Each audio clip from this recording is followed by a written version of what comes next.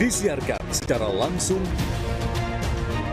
Nah, inilah debat kedua calon wakil presiden pemilu tahun 2024. Jumat 22 Desember 2023.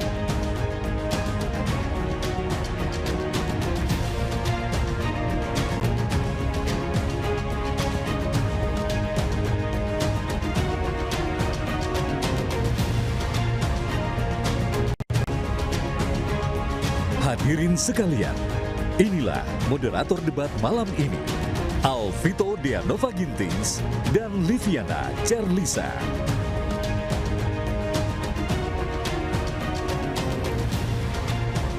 Assalamualaikum warahmatullahi wabarakatuh. Dan selamat malam. Kami ucapkan selamat datang kepada Ketua, Anggota, dan Sekjen Komisi Pemilihan Umum. Selamat malam dan juga selamat datang kami ucapkan kepada petinggi partai politik, petinggi kementerian dan juga lembaga, seluruh tamu undangan dan juga rekan-rekan media yang berbahagia. Kami senang dan bangga untuk dapat hadir di sini dan ikut serta secara aktif menjadi bagian dari demokrasi Indonesia.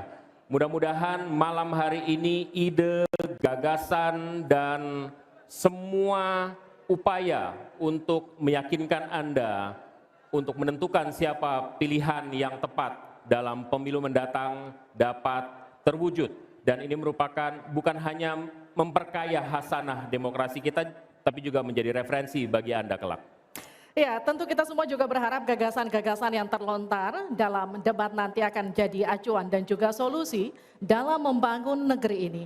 Malam ini kita akan menyaksikan bersama bagaimana 3 kandidat calon wakil presiden berbicara, saling bertanya, hingga beradu argumentasi dalam tema ekonomi kerakyatan dan digital, keuangan, investasi, pajak, perdagangan, pengelolaan APBN, APBD, infrastruktur, dan perkotaan.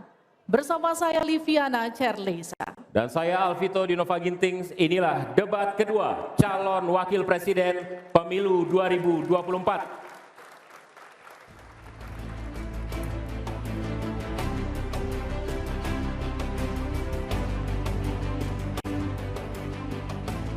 Baik, Bapak, Ibu, dan hadirin serta pemirsa sekalian, kita akan mengundang pasangan calon presiden dan calon wakil presiden pemilu 2024.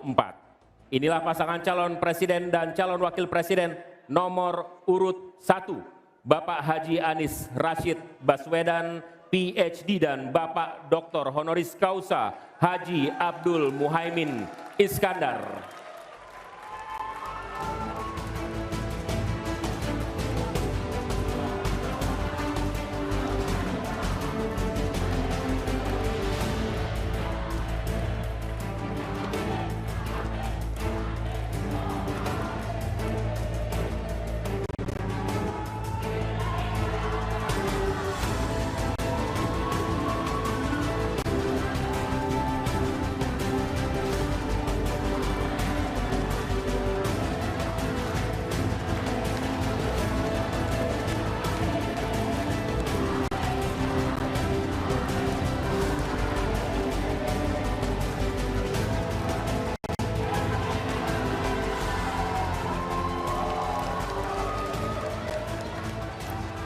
Selanjutnya inilah pasangan calon presiden dan calon wakil presiden nomor urut 2, Bapak Haji Prabowo Subianto dan Bapak Gibran Rakabuming Raka.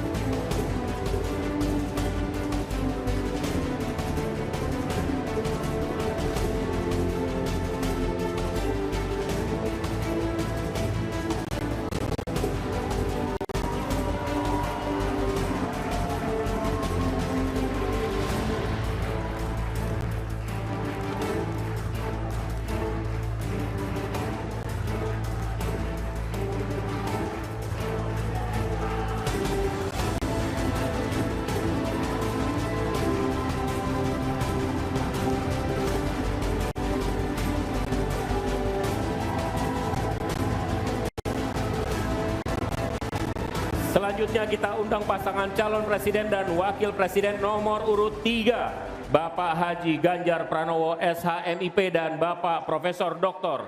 Haji Muhammad Mahfud MD.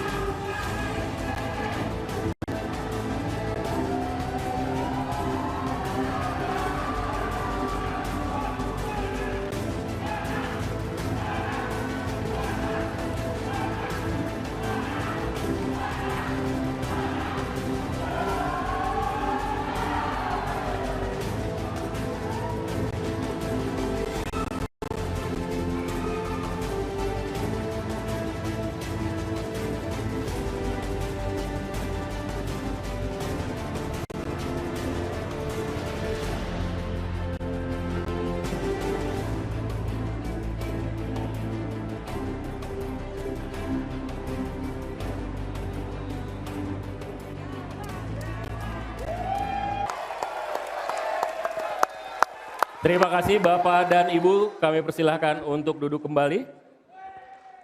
Mudah-mudahan dengan energizing tadi semangat kita terus membara sampai akhir. Kita mulai ya, kita mulai. Untuk membuka rangkaian debat kedua calon wakil presiden pemilu 2024, kita akan simak sambutan dari Ketua Komisi Pemilihan Umum yang dilanjutkan dengan doa. Kepada Bapak Hasyim Asyari kami persilahkan.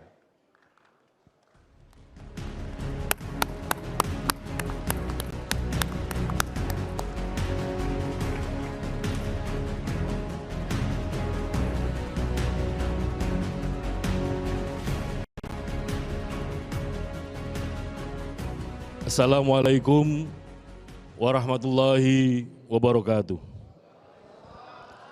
Selamat malam dan salam sejahtera untuk kita sekalian.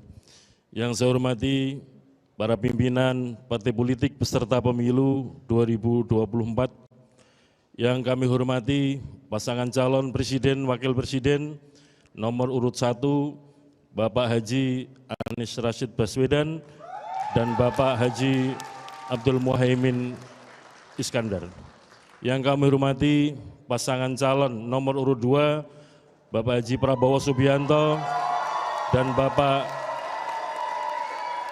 Gibran Raka Buming Raka. Yang kami hormati pasangan calon presiden wakil presiden nomor urut 3 Bapak Haji Ganjar Pranowo dan Bapak Haji Muhammad Mahfud MD. Yang kami hormati para anggota KPU beserta Sekjen KPU dan jajaran, yang kami hormati Ketua dan anggota Bawaslu, yang kami hormati Ketua dan anggota DKPP, yang kami hormati para panelis yang telah memberikan dukungan kepada KPU untuk menyusun daftar pertanyaan untuk debat kali ini. Pertama-tama marilah kita memanjatkan puji syukur kepada Allah SWT, Tuhan yang Maha Kuasa, yang senantiasa melimpahkan rahmat dan nikmat kepada kita, terutama nikmat sehat walafiat, sehingga pada malam hari ini kita dapat bertemu di sini, silaturahim kepemiluan dalam rangka debat kedua calon wakil presiden pemilu 2024. Ibu Bapak yang kami hormati, pada kesempatan ini adalah debat kedua dalam rangkaian kampanye pemilu presiden yang kesempatan ini adalah debat yang dilaksanakan oleh calon wakil presiden. Mari kita bersama-sama menyimak, memperhatikan gagasan-gagasan, visi, misi, program masing-masing calon wakil presiden yang akan disampaikan kepada publik, kepada masyarakat, kepada rakyat pemilih Indonesia. Kita semua berharap apa yang disampaikan nanti akan memengaruhi pilihan-pilihan rakyat pemilih Indonesia kepada pasangan calon presiden sesuai dengan apa yang diharapkan. Sebelum kita mulai bersama, marilah kita sejenak menundukkan kepala, berdoa dan bermunajat kepada Allah SWT, Tuhan yang Maha Kuasa. Dengan iringan doa, semoga apa yang kita kerjakan mendapatkan ridho dan rahmat dari Allah SWT, Tuhan yang Maha Kuasa, dan kita senantiasa diberikan kesehatan, kekuatan, dan kesabaran dalam menyelenggarakan pemilu 2024 ini. Berdoa sesuai dengan agama dan keyakinan kita masing-masing mulai.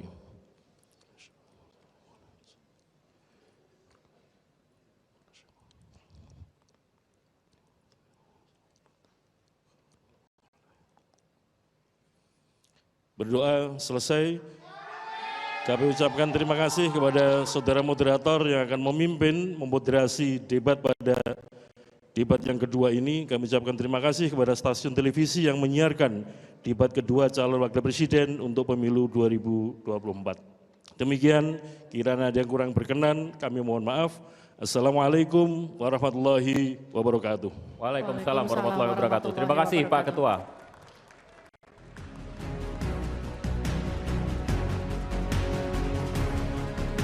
Bapak Ibu hadirin yang kami hormati, pada debat kedua calon wakil presiden pemilu 2024 terdapat 11 panelis. Kami mohon berkenan para panelis untuk berdiri ketika kami sebutkan namanya. Yang pertama Bapak A. Alamsyah Saragih, anggota Ombudsman RI periode 2016-2021.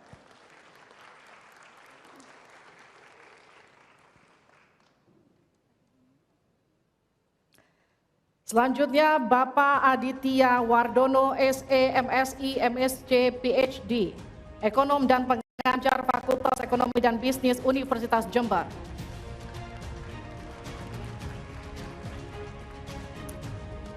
Dr. Agustinus Prasetyanto, Ekonom dan Rektor Universitas Katolik Indonesia Atmajaya tahun 2015-2023. Profesor Dr. Fauzan Ali Rashid MSI, Dekan Fakultas Syariah dan Hukum Universitas Islam Negeri Sunan Gunung Jati, Bandung. Henry Saparini PhD, pendiri dan ekonom Core Indonesia. Profesor Dr. Andus Hieronymus Roa, MSI, Wakil Rektor Bidang Akademik dan Inovasi Institut Pemerintahan Dalam Negeri, IPDN. Poppy Ismalina, Master of Economics Development, PhD, Associate Professor di Departemen Ekonomi, Fakultas Ekonomika dan Bisnis, Universitas Gadjah Mada. Dr. Retno Agustina Eka Putri, SE MSc, Rektor Universitas Bengkulu 2021-2025.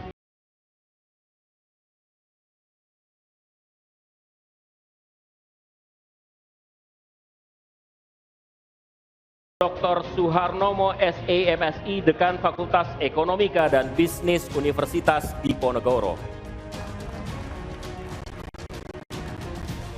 Dr. Tauhid Ahmad, Direktur Eksekutif Indef dan Dosen Fakultas Ekonomi dan Bisnis Universitas Pembangunan Nasional Veteran Jakarta. Jose Rizal Damuri PhD, Eksekutif Director Center for Strategic and International Studies, CSIS. Saudara, selanjutnya adalah penyerahan secara simbolis pertanyaan hasil rumusan para panelis oleh koordinator panelis kepada Ketua Komisi Pemilihan Umum. Untuk itu kami persilakan Ketua Komisi Pemilihan Umum Bapak Hashim Asyari untuk naik ke atas panggung Dan koordinator panelis Ibu Retno Agustina Eka Putri untuk menuju ke panggung.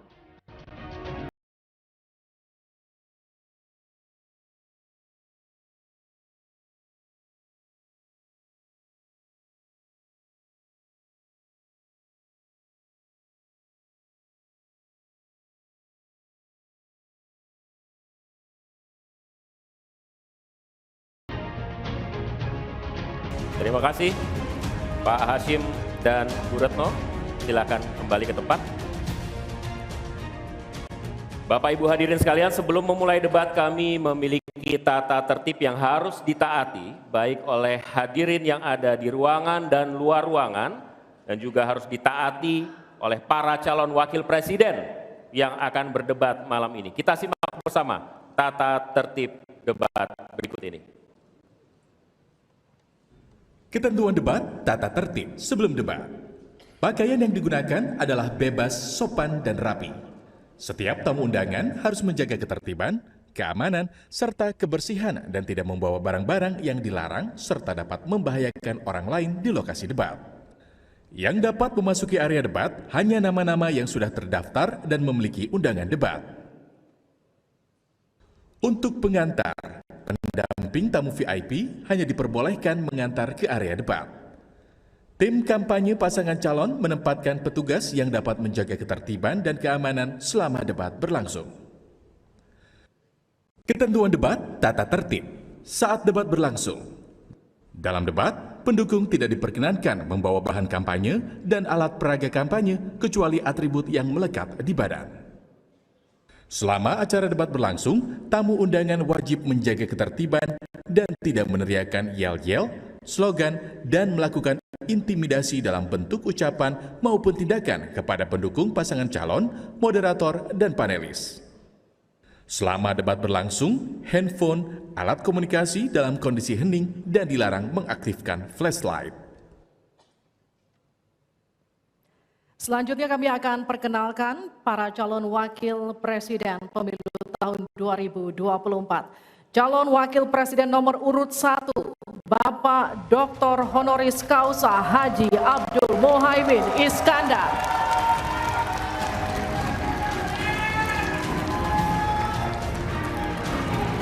Selanjutnya calon wakil presiden nomor urut 2, Bapak Gibran Raka Buming Raka.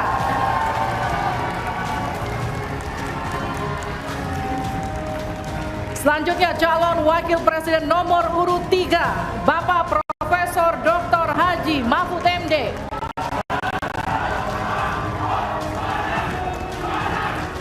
Baik, harap tenang. Terima kasih. Mohon tenang, kita sudah dengar tadi tata tertibnya ya. Oke.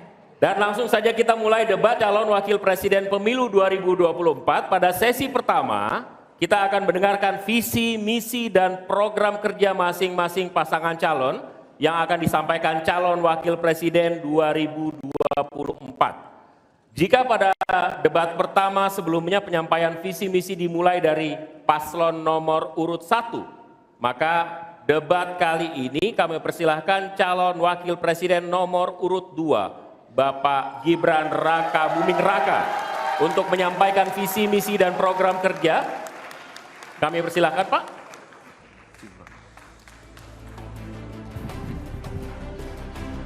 Mohon tenang, kami butuh kerjasamanya. Nanti ada waktunya tepuk tangan.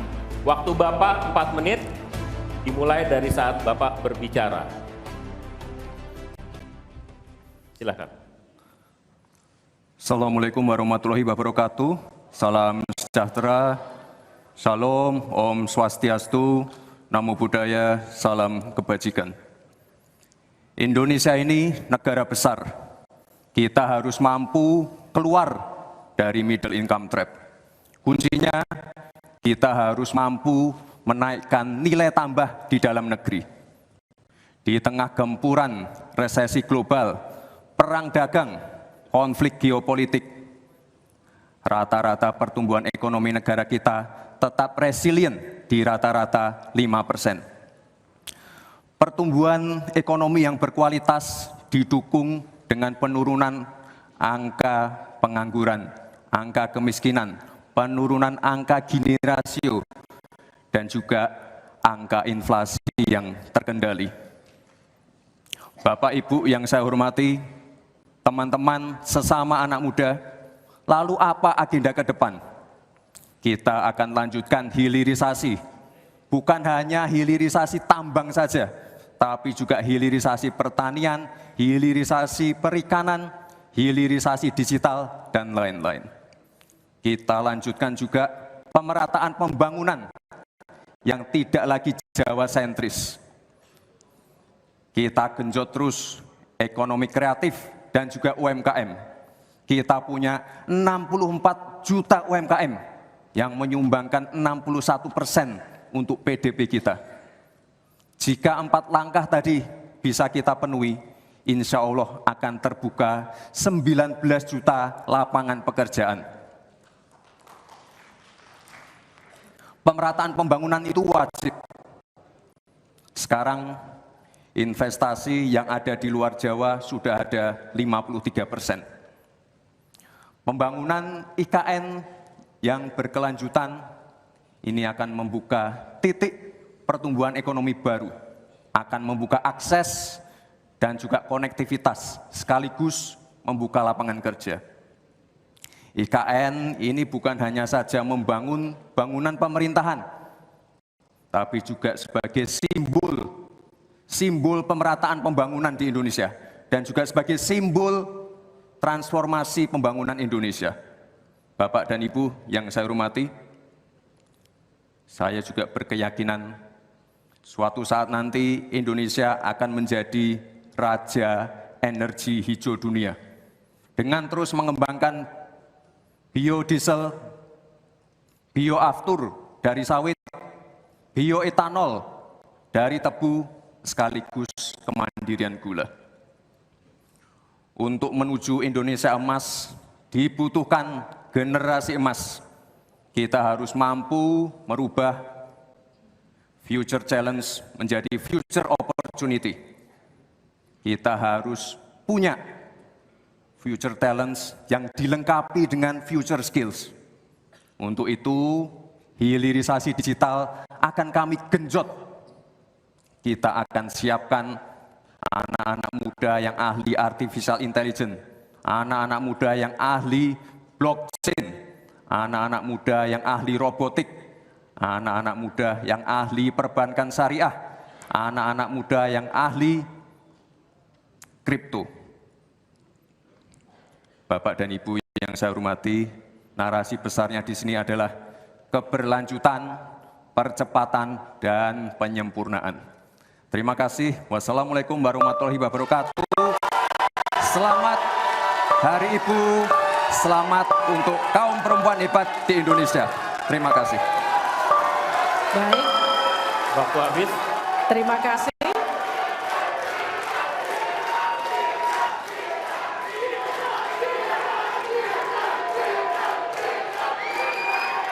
Baik, cukup. Boleh tenang? Kita lanjutkan. Cukup ya. Terima kasih Bapak Gibran Raka Buming Raka. Kami persilakan Pak Gibran untuk kembali ke tempat. Kembali dulu Pak. Harap tenang, kita lanjutkan.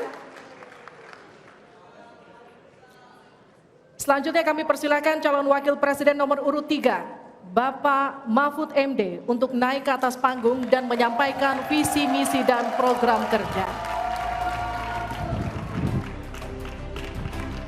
Pak Mahfud, waktu Bapak 4 menit, kami akan mulai ketika Bapak mulai berbicara. Silakan.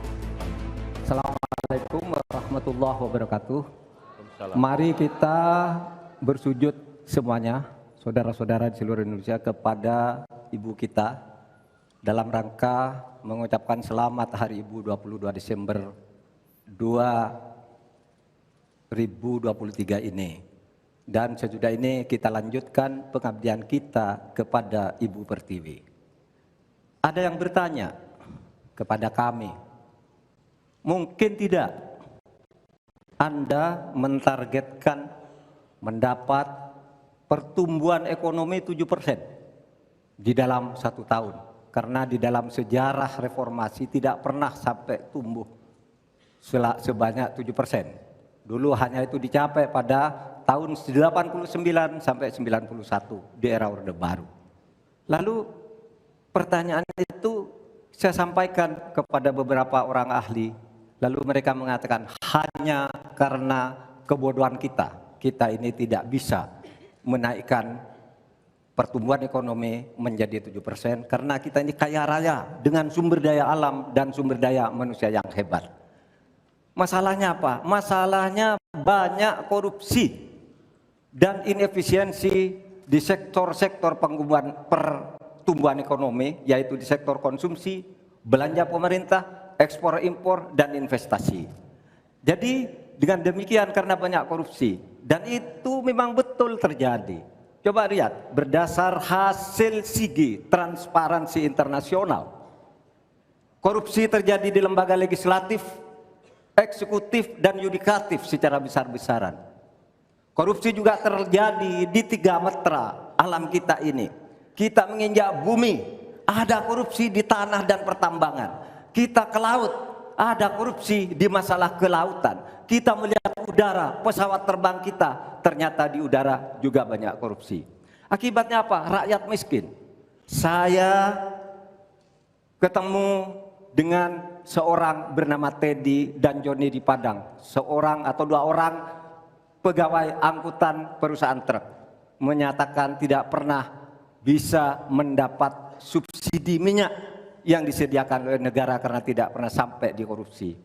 Saya juga ketemu dengan seorang Sri Wulan, anak kecil di Parongpong, Bandung Barat. Dia mengajak saya main layang-layang, katanya, "Bapak, saya ingin terbang seperti layang-layang meraih cita, tapi saya tidak dapat." Kemudian saya ingat pulau saya Madura. Di Madura itu kaya dengan gas alam, tetapi sampai sekarang tidak pernah dioptimalkan untuk dimanfaatkan. Maka kuncinya adalah bagaimana kita memberantas korupsi. Lalu ada yang tanya kepada saya, "Bapak, kalau Bapak jadi wakil presiden orang takut ditangkap." Saya panggil para ekonom dan para pelaku usaha, "Apa betul Anda takut kepada saya kalau saya wapres?" "Tidak, Bapak. Justru kami perlu seorang penegak hukum seperti Bapak. Karena apa? Kami kalau mau investasi di Indonesia ini diperas. Mau berusaha ini diperas. Kalau kami bayar padahal diperas, lalu ketahuan kami ditangkap katanya kami menyuap." Itulah Indonesia ini pada saat ini. Oleh sebab itu, saudara sekalian, kita harus lawan korupsi. Menimbang istilah anak muda, "Hai koruptor, kutabrak kau. Hai wir, mundur kau wir. Nah korupsi, setabrak." Saudara sekalian, ini semua dalam rangka agar terjadi pemerataan seperti ketentuan pasal 3 Undang-Undang Dasar. Di Al-Quran disebut kaila yakuna dolatan bainal yang. Jangan biarkan kekayaan itu hanya beredar di antara orang kaya. Waktu Bapak Selesai. habis. Baik, terima kasih Pak Mahfud. Silakan kembali, Pak. Baik.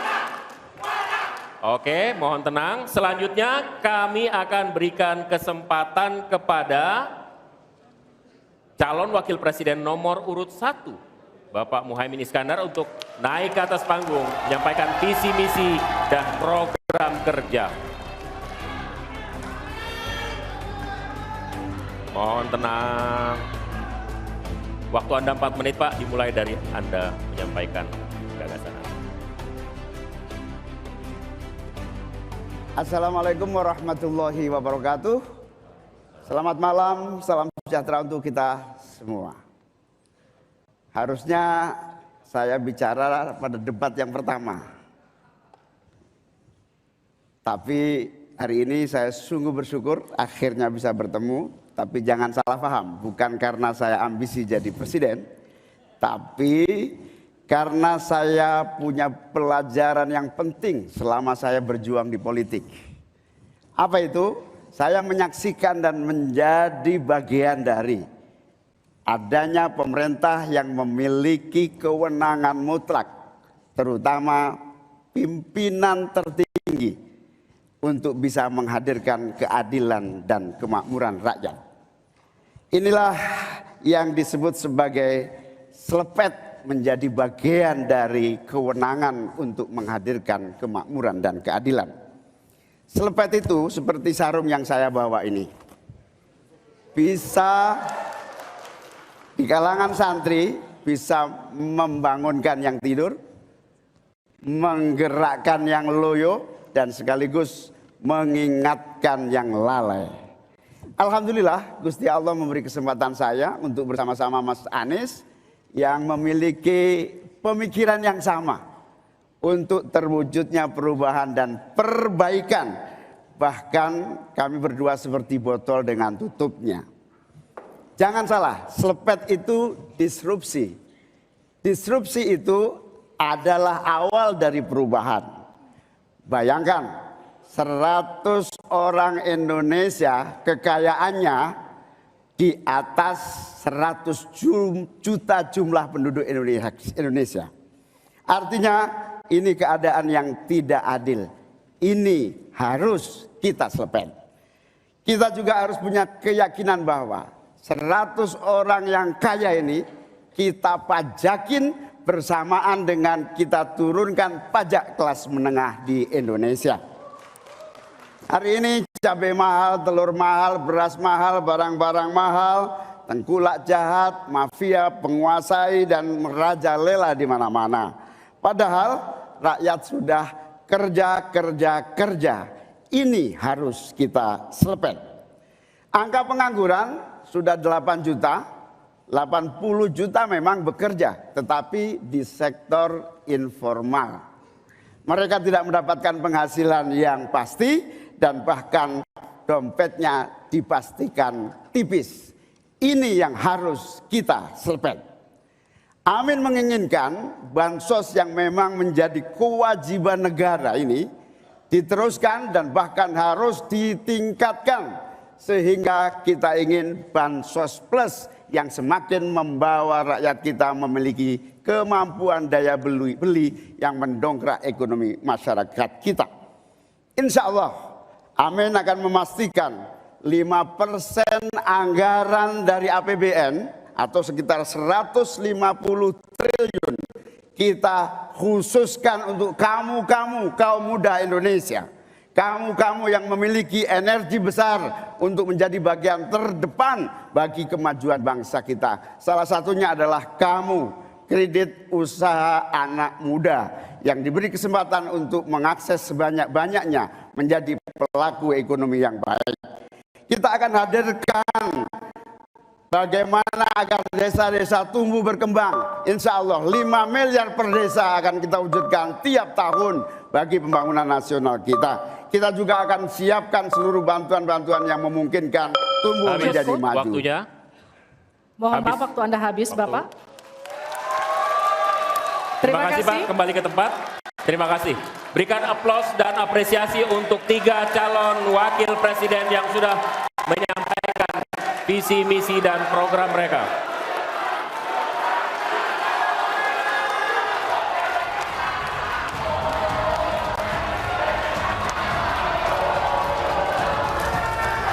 Baik, cukup. Oke. Cukup, tahan dulu. Saudara, kita akan jeda sejenak. Dan usai jeda, pada segmen berikutnya kita akan memperdalam visi, misi, dan program kerja para calon wakil presiden yang telah disampaikan tadi. Untuk itu tetap bersama kami di debat kedua calon wakil presiden pemilu 2024.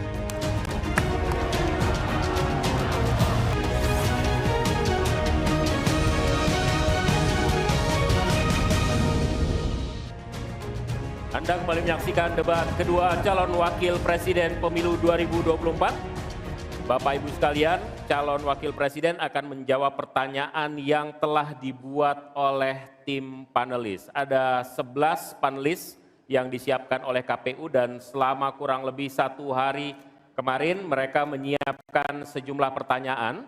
Tapi tentu saja tidak semua pertanyaan yang disiapkan akan ditanyakan. Karena itu akan ada mekanisme tertentu sehingga nanti beberapa pertanyaan akan disampaikan tentu saja sesuai dengan subtema yang sudah ditetapkan. Ya, dan untuk memastikan debat berlangsung adil, pertanyaan masing-masing subtema akan diundi. Dan untuk memulai segmen debat, berkenan para calon wakil presiden untuk naik ke atas panggung dan menempati podium masing-masing. Kami persilakan Bapak. Pak Muhaimin, Pak Gibran, Pak Mahfud, kami persilakan.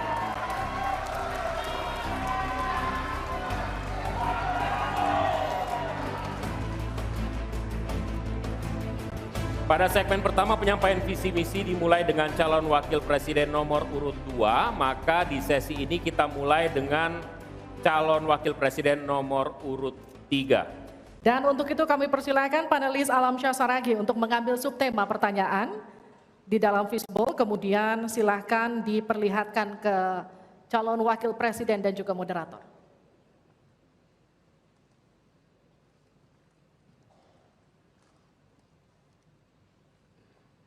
Dimasukkan ke tempat yang kosong, tidak apa-apa Pak. Iya.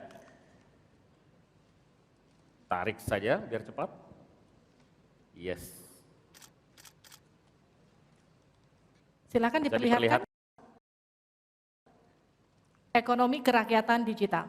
Ekonomi kerakyatan digital. Oke. Kami akan undang kemudian Bapak Aditya Wardono untuk mengambil undian daftar pertanyaan dari fishbowl. Apakah A, B, atau C? Silakan dibuka Pak. Yes. C. Jadi ekonomi kerakyatan digital C. Kita akan buka amplop pertanyaan, Bapak, masih disegel amplopnya.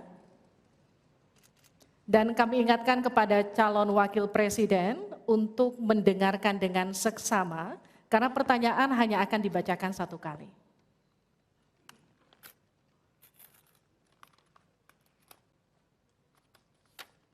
Pertanyaan untuk calon wakil presiden nomor urut 3, Bapak Mahfud MD, terkait ekonomi kerakyatan dan digital. Digitalisasi membuka akses pasar yang lebih luas, tetapi juga berpotensi merugikan usaha mitra dan konsumen melalui penyalahgunaan data digital. Pertanyaannya, bagaimana kebijakan paslon untuk mengatasi hal tersebut? Waktu untuk menjawab 2 menit, dimulai sejak Bapak menjawab. Kami persilakan.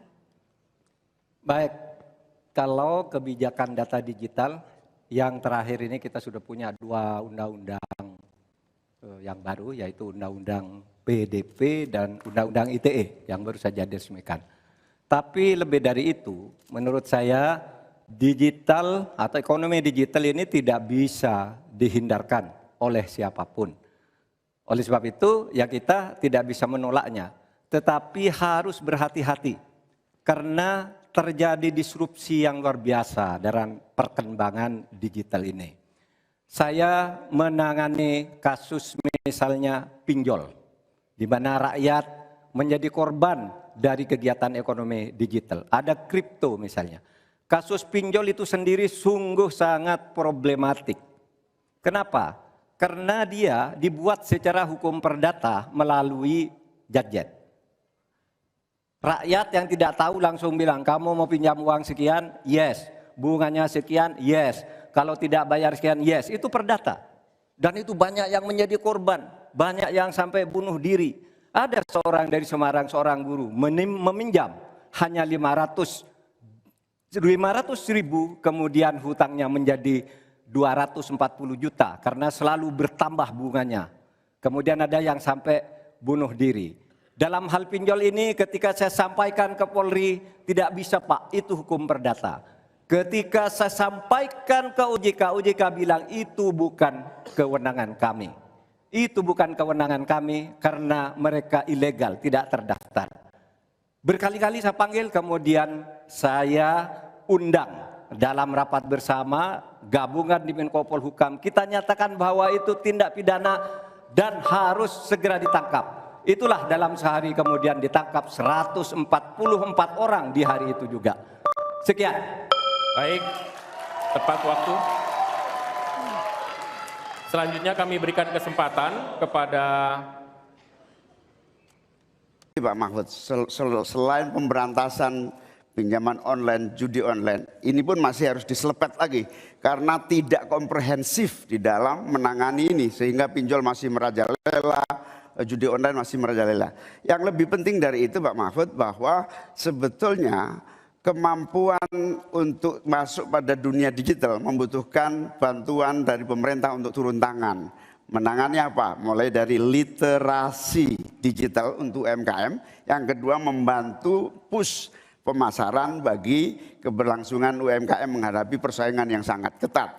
Di sisi yang lain, kita juga membutuhkan kapasitas teknologi kita supaya lebih bisa membantu seperti kecepatan dari internet yang sedang ada di masyarakat kita masih sangat rendah.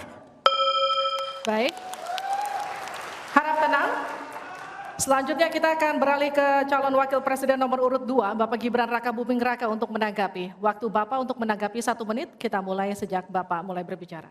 Baik, terima kasih. Mungkin kita juga harus hati-hati selain pinjol dan judi online, kita juga harus hati-hati untuk masalah pencurian data. Untuk itu harus kita kuatkan cyber security dan cyber defense kita. Itu sudah kita lakukan di Solo Teknopark, ada sekolah cyber security. Dan yang perlu ditekankan lagi adalah bagaimana para e-commerce ini bisa comply dengan regulasi kita. Jadi sudah tidak ada lagi nanti ke depan yang namanya shadow banning, yang namanya price dumping, yang namanya barang-barang cross border yang membunuh UMKM kita. Kita ke depan harus melindungi UMKM dan kita ingin sekali lagi, karena tadi Cak Imin bicara masalah literasi keuangan dan literasi digital, ke depan yang kita siapkan harus ada penguatan SDM, penguatan manusia digitalnya. Karena itu kita ingin anak-anak muda untuk ikut andil dalam hilirisasi digital yang akan kita canangkan sebentar lagi. Mohon tenang, mohon tenang. Saya hargai jika kita semua kooperatif. Terima kasih. Saya berikan kesempatan kepada Pak Mahfud kembali untuk memberikan tanggapan atas tanggapan dari jawaban Bapak yang sudah disampaikan oleh Pak Muhaimin dan Pak Gibran. Waktu Anda 1 menit untuk menanggapi, dimulai dari Bapak menyampaikannya. Alhamdulillah apa yang diusulkan, ditambahkan oleh Cak Imin dan Mas Gibran itu sudah ada di visi misi kami semuanya. Tinggal baca itu. Misalnya kalau bicara infrastruktur agar bisa merata tapi aman, kadang-kala kita bicara infrastruktur itu hanya jembatan, rumah, gedung dan sebagainya. Padahal ada 3 infrastruktur yang harus dibangun. 1 infrastruktur fisik seperti yang sekarang ada, lalu infrastruktur regulasi, kemudian infrastruktur digitalisasi. Itu penting dibangun ke depan. Sama terkait dengan itu sudah ada juga cyber security. Bahkan saya sendiri yang memimpin rapat di Menko Polhukam dengan memanggil pihak-pihak yang terkait dengan tugas-tugas ini agar cyber security ke depan ditegakkan dengan sebaik-baiknya agar kita tidak selalu kecolongan. Selesai. Mohon tenang. Harap tenang. Belum selesai. Belum selesai. Harap tenang. Oke, kita lanjut ya. Kita lanjutkan. Selanjutnya kita beralih ke pertanyaan kedua untuk calon wakil presiden nomor urut 1, Bapak Muhaimin Iskandar. Untuk itu kami persilakan panelis Bapak Agustinus Prasetyantoko untuk mengambil subtema pertanyaan. Bapak, di dalam fishbowl silakan diperlihatkan selanjutnya ke calon wakil presiden dan ke moderator.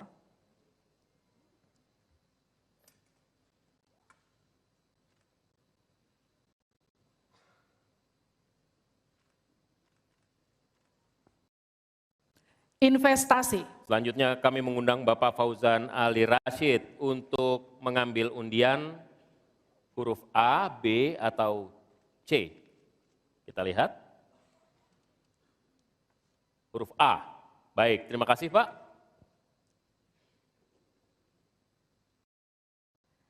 Kita buka amplop sesuai dengan undian yang didapat dan kita lihat masih tersegel Bapak. Kami ingatkan kembali untuk mendengarkan dengan seksama karena kami hanya akan membacakan pertanyaan 1 kali.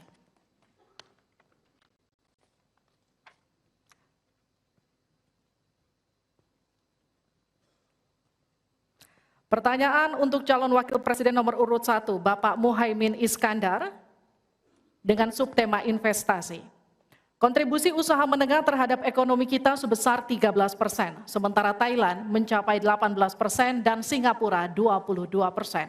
Pertanyaannya, bagaimana strategi paslon meningkatkan investasi untuk usaha menengah dan mendorong usaha kecil naik kelas?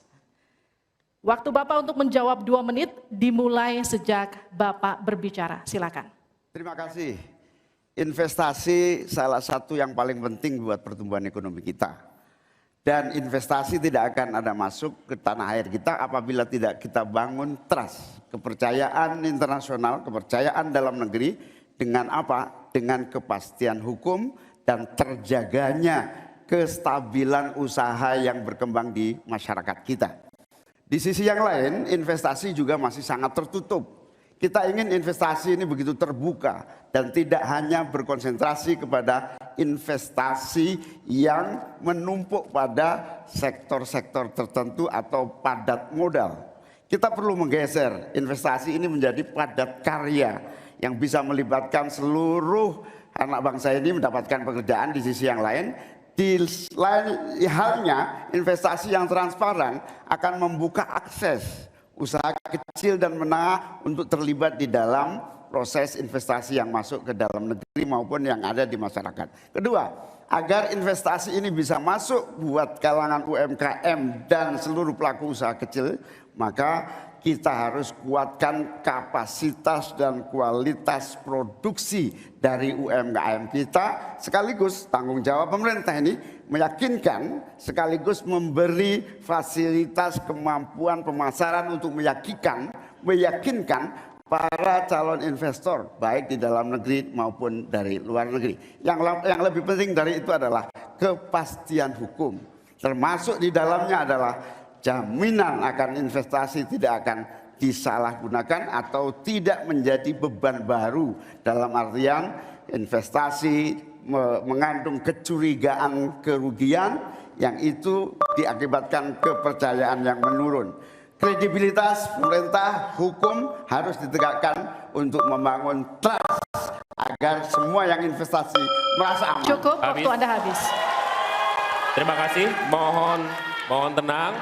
Kita mulai untuk meminta tanggapan dari calon wakil presiden nomor urut 2 terlebih dahulu, Pak Gibran.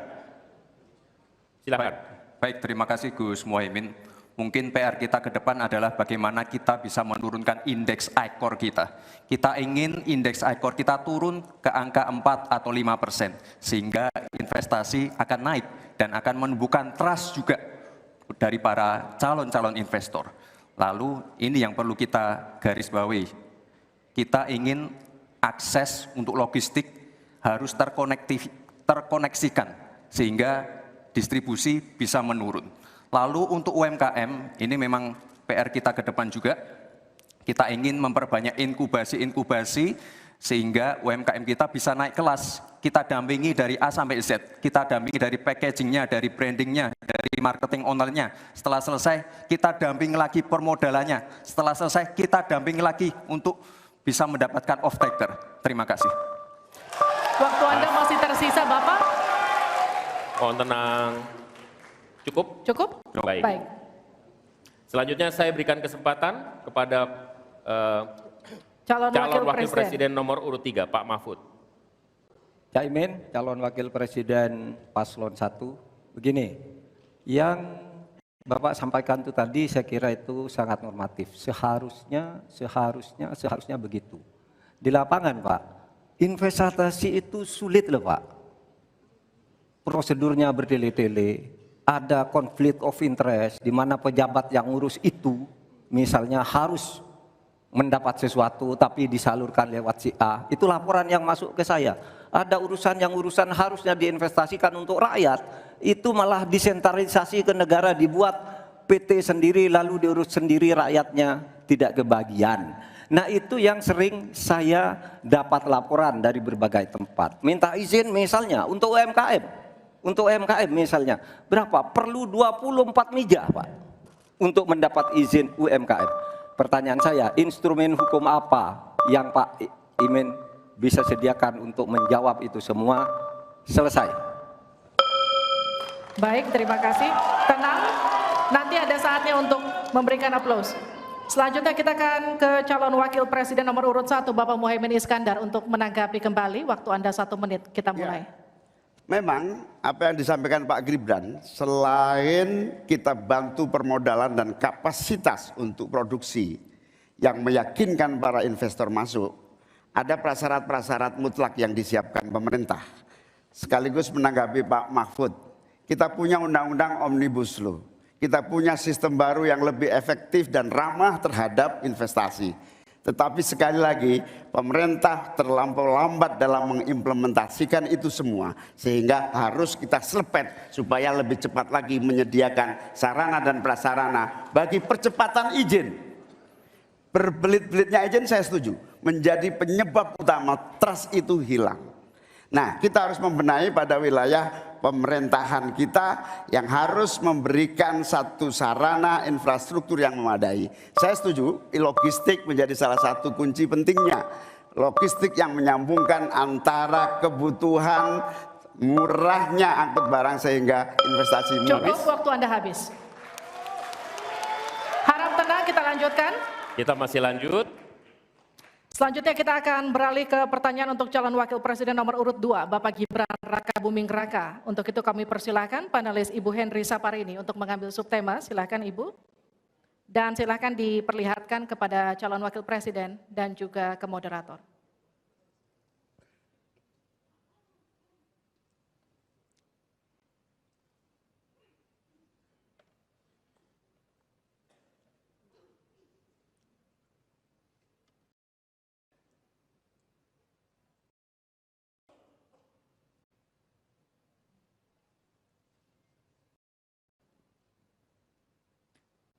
Keuangan, pajak, dan tata kelola APBN, APBD. Baik, untuk selanjutnya Pak Hieronymus Rowa, kami mohonkan untuk mengambil undian untuk mengetahui huruf apa yang akan muncul.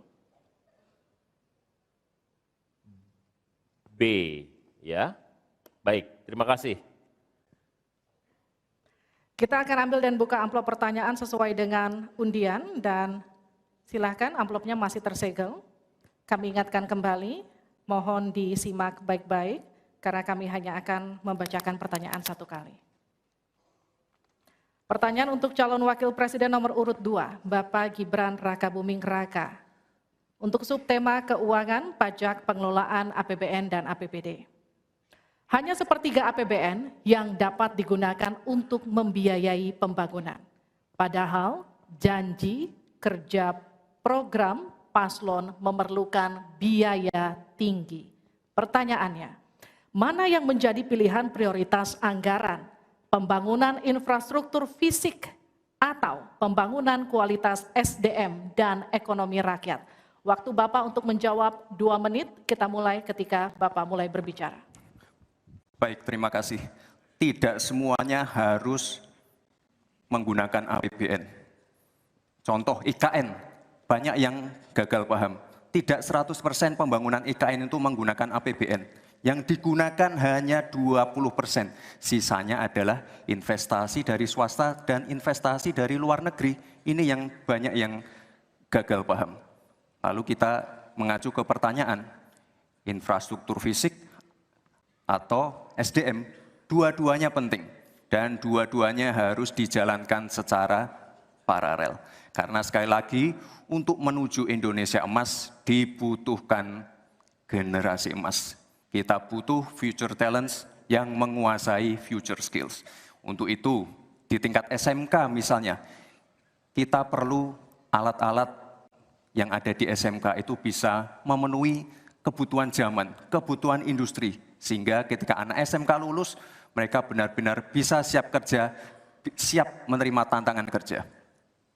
Lalu untuk fisik, tidak selalu harus dari APBN, sekali lagi. Bisa kolaborasi, misalnya dengan swasta, dengan CSR. Jadi tidak semuanya harus dibebani oleh APBN. Lalu apa PR kita ke depan? PR kita ke depan harus bisa menambah penerimaan negara. Untuk itu, kami dari Paslon 2 akan membentuk lembaga badan penerimaan negara yang dikomandoi langsung oleh Presiden.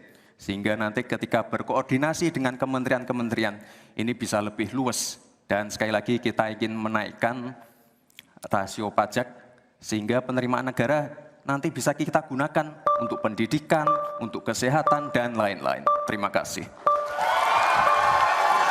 Mohon tenang, masih ada waktu. Terima kasih. Saatnya menanggapi, Pak Mahfud, waktu Anda 1 menit dimulai dari Anda menyampaikannya. Mas Gibran, saya sangat tertarik tentang IKN dan itu bagus, harus kita laksanakan sebagai warisan dari Pak Jokowi. Tapi tadi saya tergelitik, anggaran untuk IKN itu hanya 20% dari APBN dan sisanya dari investor.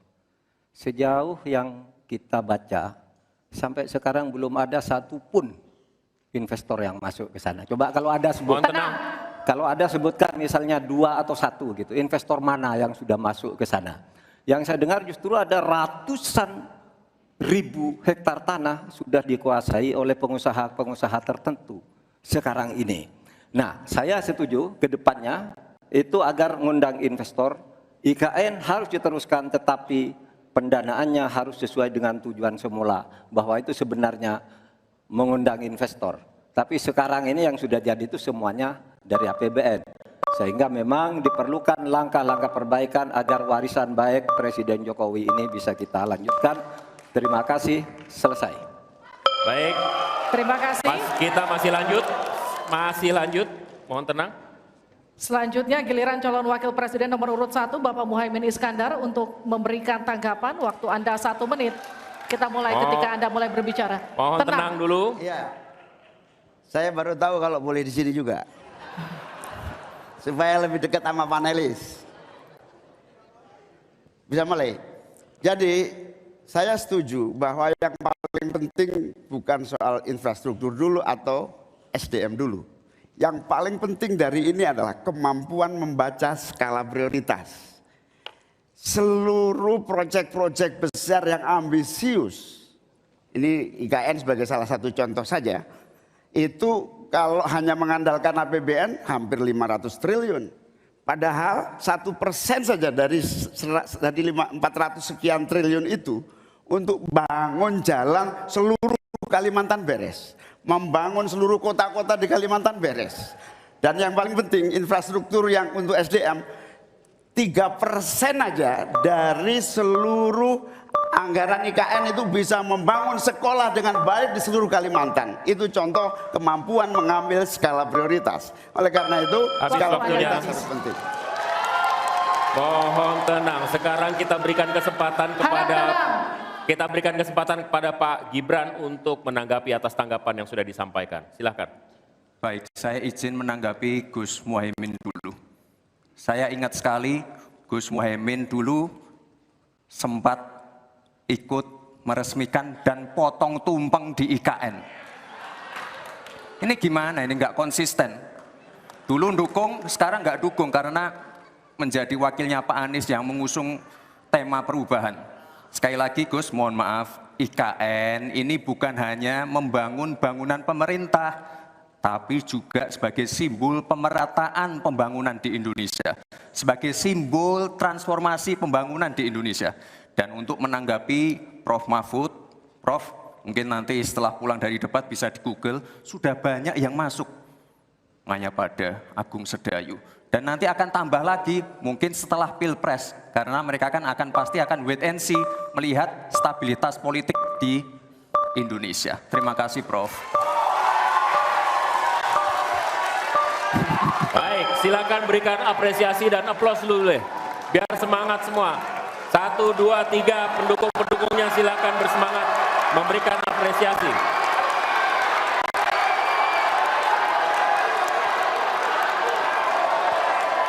Kita masih akan lanjutkan debat ini di sesi selanjutnya, masih tentang uji panelis yang dilakukan dalam bentuk pertanyaan yang akan disampaikan. Tetaplah bersama kami di debat kedua calon wakil presiden pemilu 2024.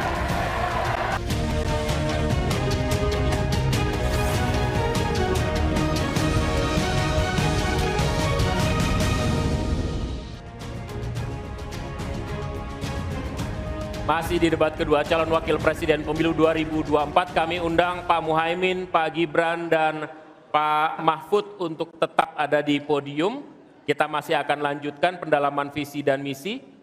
Pak, silakan kembali maju. Pak Muhaimin, Pak Mahfud, Gibran, dan Pak Mahfud untuk kembali kita masih dalam podium. Sesi pendalaman visi misi program kerja. Harap tenang. Melalui pertanyaan yang telah dibuat oleh para panelis. Dan untuk segmen ini pertanyaan dimulai untuk calon wakil presiden nomor urut 1, Bapak Muhaimin Iskandar. Untuk itu kami persilahkan panelis untuk mengambil undian subtema di dalam fishbowl. Kami persilahkan Ibu Poppy Ismalina untuk mengambil dan memperlihatkan ya kepada calon wakil presiden dan moderator.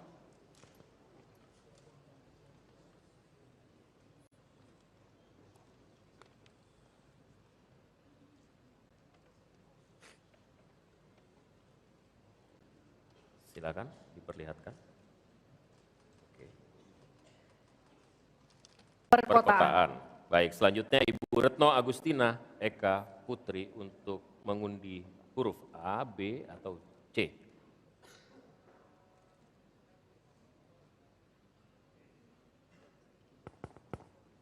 Silakan diperlihatkan huruf B. Perkotaan huruf B. Perkotaan huruf B.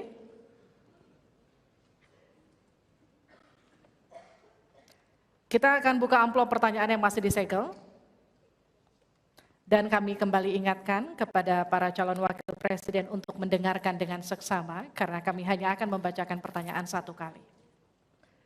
Pertanyaan untuk calon wakil presiden nomor urut 1, Bapak Muhaimin Iskandar. Dengan subtema perkotaan. 56% penduduk Indonesia tinggal di perkotaan dan mencapai lebih dari 70% di tahun 2045. Permasalahan akan semakin kompleks, seperti transportasi publik, sampah, dan kawasan kumuh. Pertanyaannya, bagaimana strategi paslon menyiapkan instrumen fiskal khusus untuk mengatasi masalah tersebut? Waktu Bapak untuk menjawab 2 menit. Kita mulai ketika Bapak mulai berbicara. Silakan.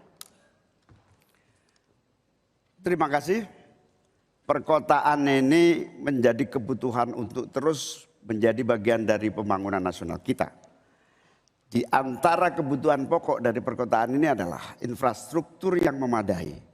Dan dalam kerangka agar tidak terjadi penumpukan penduduk di dalam satu perkotaan, maka pembangunan perkotaan harus dibikin merata di berbagai tempat. Kami memiliki satu tekad bahwa di dalam pemerintahan yang akan datang minimal harus dibangun 40 kota baru yang selevel dengan Jakarta. Dengan kemampuan menampung jumlah penduduk, memberikan sarana dan prasarana yang memadai, sekaligus kemampuan untuk terjaganya lingkungan yang memungkinkan untuk sehat. Termasuk kehidupan yang memberikan kenyamanan bagi seluruh penduduknya. Di mana perumahan tidak terlampau jauh dari pusat-pusat pekerjaan, di mana akses pendidikan bisa sampai pada yang dibutuhkan. Sementara fiskal yang dibutuhkan, kita harus pandai-pandai mengambil prioritas. Sekali lagi, kita bukan setuju atau tidak setuju IKN. Yang paling penting adalah prioritas kepemerataan dan keadilan agar terbangun kota-kota sehingga sarana air bersihnya terwujud. Balikpapan kasihan, Banjarmasin kasihan, Pontianak kasihan. Karena apa? Kota-kota ini dalam waktu singkat bisa kita sulap menjadi lebih baik.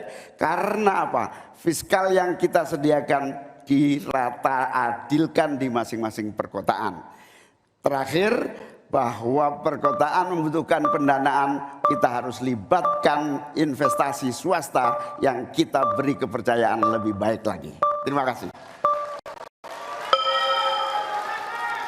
Saya berikan kesempatan kepada Pak Gibran, Cawapres nomor 2 untuk menanggapi. Waktu Anda 1 menit, silakan. Gus Muhaimin ini agak aneh ya. Pengen bangun kota selevel Jakarta tapi nggak setuju sama IKN. Tapi ya monggo lah ya, nggak apa-apa. Yang jelas untuk permasalahan perkotaan kita harus menggarap transportasi umumnya. Kita pastikan transportasi umum ini aman, nyaman, terutama bagi kaum disabilitas, lansia, dan anak-anak. Lalu kita pastikan transportasi umum ada digitalisasinya. Sekarang kan sudah ada teman bus. Nah, ini harus kita replikasi di beberapa kota juga. Lalu untuk mungkin di level-level kota kecil, kita pakai skema buy and the service, sehingga masyarakat bisa mencoba menggunakan transportasi umum secara gratis. Lalu untuk masalah kumuh, nah ini perlu kolaborasi BSPS dari Kementerian PUPR, RTLH dari Pemda, dan juga CSR dari swasta. Terima kasih. Harap tenang. Terima kasih. Waktu Anda masih tersisa? Habis? Cukup. Ya. Selanjutnya calon wakil presiden nomor urut 3, Bapak Mahfud MD untuk menanggapi. Waktu untuk menanggapi 1 menit, Bapak. Kita akan mulai ketika Bapak mulai berbicara. Silakan. Ya, Cak Imin, saya agak kaget juga mau membangun 40 kota selevel Jakarta. Ya, apa itu bisa dilaksanakan 5 tahun Bapak menjadi presiden dan wakil presiden? Berapa kota dalam 5 tahun? Ini IKN aja sudah puluhan tahun baru dilaksanakan, itu pun yang investasi baru dalam bentuk janji, belum ada yang melaksanakan. Nah gitu kan. Lalu saudara 40, luar biasa menurut saya, 40 kota selevel Jakarta yang sudah metropolitan seperti itu. Lalu juga pembiayaannya menurut Pak Muhaimin, kalau nanti kita untuk 40 kota itu, pembiayaannya itu APBN, APBD, atau perlukah lembaga khusus seperti tadi ditanyakan oleh panelis melalui moderator. Ini perlu dijawab dulu agar semuanya tidak spekulatif. Selesai. Baik. Mohon maaf waktu Anda habis. Kami akan kembalikan ke Pak Muhaimin. Mohon tenang, belum selesai. Pak Muhaimin, waktu Anda untuk menanggapi atas tanggapan dari Pak Gibran dan Pak Mahfud. Waktu Anda, silakan. Ya, yang saya sampaikan seperti Jakarta itu memiliki standar upaya sampai menuju Jakarta. Di mana tentu kota-kota yang potensial cukup disentuh dengan beberapa anggaran yang menumbuh kembangkan. Misalnya Pontianak, 1 tahun cuma 1 triliun. Bagaimana kalau 1 tahun kita bisa investasikan pengembangan kota hingga 3 triliun, 5 triliun. APBN kita cukup.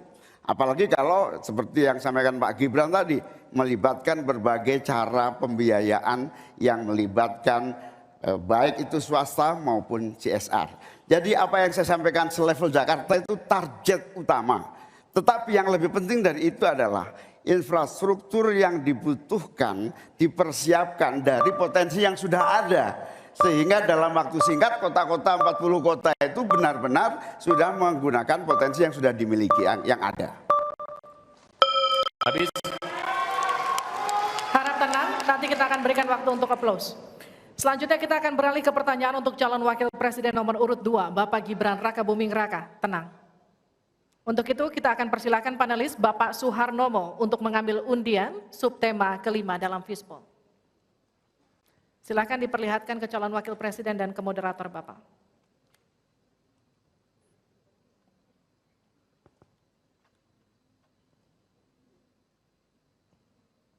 Infrastruktur. Pak Tauhid Ahmad, kami undang untuk mengundi huruf A, B, atau C. C.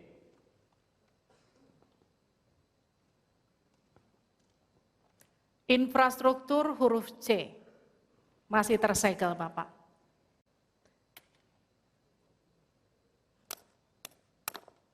Mohon didengarkan dengan seksama karena kami hanya akan membacakan 1 kali. Pertanyaan untuk Bapak Gibran Rakabuming Raka dengan subtema infrastruktur. Dalam 5 tahun biaya infrastruktur pada proyek strategis nasional sebesar 2.385 triliun rupiah dari APBN. Sementara untuk infrastruktur sosial seperti sanitasi dan air bersih masih memprihatinkan. Pertanyaannya, bagaimana strategi paslon untuk memastikan penyediaan infrastruktur sosial tanpa membebani keuangan daerah? Waktu Anda untuk menjawab 2 menit, kita akan mulai ketika Anda berbicara. Silakan. Baik, terima kasih. Jika kita bicara masalah sanitasi dan air bersih, ini nanti nyambung ke masalah stunting. Untuk masalah sanitasi, ini perlu kolaborasi banyak pihak. Misalnya apa yang sudah saya lakukan di Solo. Kita membangun IPAL komunal di perumahan padat penduduk. Ini penting sekali.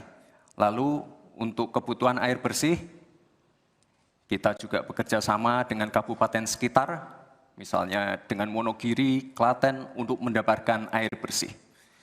Kita juga sekarang sudah ada proyek strategis nasional, membangun beberapa bendungan dan embung.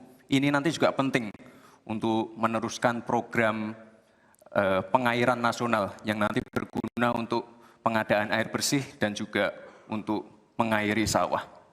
Ke depan, masalah sanitasi dan air bersih ini penting sekali. Karena kami dari paslon nomor 2 ingin menyiapkan generasi-generasi emas yang sehat dan pintar. Kalau kita mengintervensi masalah stunting, kita juga harus mengintervensi tempat tinggalnya juga. Kita tidak bisa hanya memberikan gizi tambahan untuk ibu hamil dan lain-lain, tapi kita tidak menyentuh rumah tinggalnya. Jadi ini harus dikerjakan secara paralel.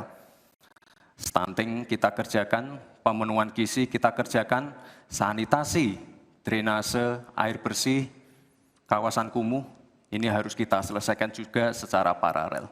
Terima kasih. Masih ada waktu? Cukup, Pak? Cukup.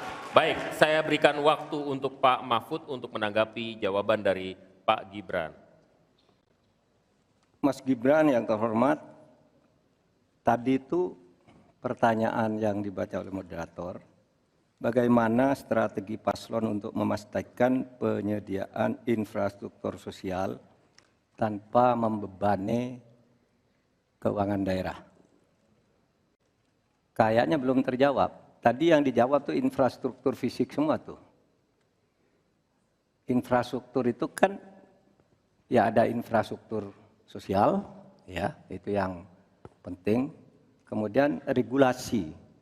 Bagaimana Anda menyiapkan regulasi sekarang ini agar semua itu bisa berjalan dengan baik. Nah kalau infrastruktur fisik mungkin sih bisa saja diutak-atik dari APBN, APBD gitu ini untuk ini. Tapi masalahnya kita punya problem dengan infrastruktur sosial seperti yang ditanyakan tadi. Nah itu saya kira yang perlu dijelaskan lebih jauh. Selesai. Waktu Anda habis, baik kita akan ke calon wakil presiden nomor urut 1 Bapak Muhaimin Iskandar untuk menanggapi, waktunya 1 menit. Infrastruktur yang disampaikan Pak Gibran menjadi bagian dari yang perlu disediakan. Tapi infrastruktur sosial atau infrastruktur kerakyatan, pada dasarnya kita bisa melibatkan semua pihak untuk hadir dan memberikan solusi. Contohnya infrastruktur gedung-gedung sekolah yang memberikan kesehatan, kecerdasan bagi masa depan anak didik kita.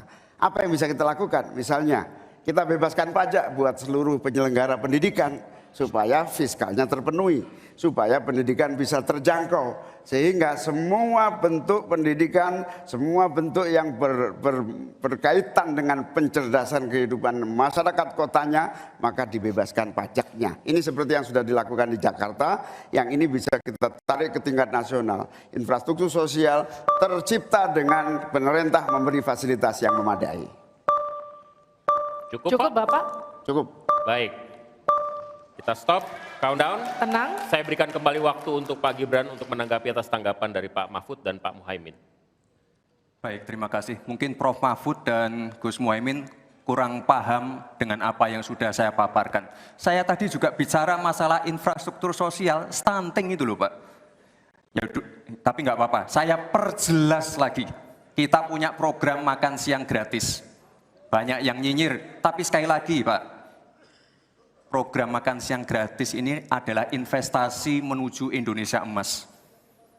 Program makan siang gratis 400T ini adalah stimulan untuk ibu-ibu, warteg-warteg, warung-warung, catering-catering yang ada di daerah.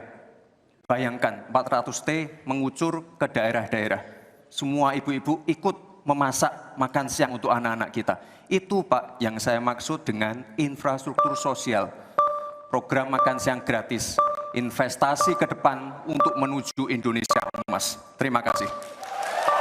Tenang. Baik, kita akan masih lanjut. lanjutkan. Harap Kita tenang, masih kita lanjut. akan lanjutkan. Selanjutnya kita akan beralih untuk pertanyaan calon wakil presiden nomor urut 3, Bapak Mahfud MD. Untuk itu kami persilakan panelis Bapak Yose Rizal Damuri untuk mengambil undian subtema ke-6 dalam Fishbowl.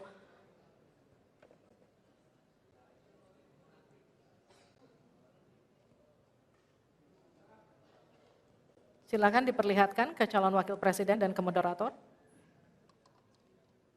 Perdagangan. Ya. Dan Bapak Aditya Wardono untuk membantu kita mengundi huruf A, B, atau C.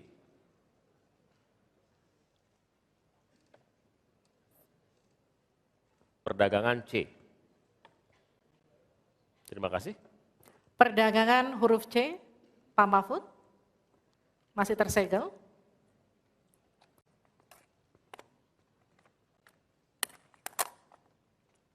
Mohon didengarkan dengan seksama karena kami hanya akan membacakan satu kali.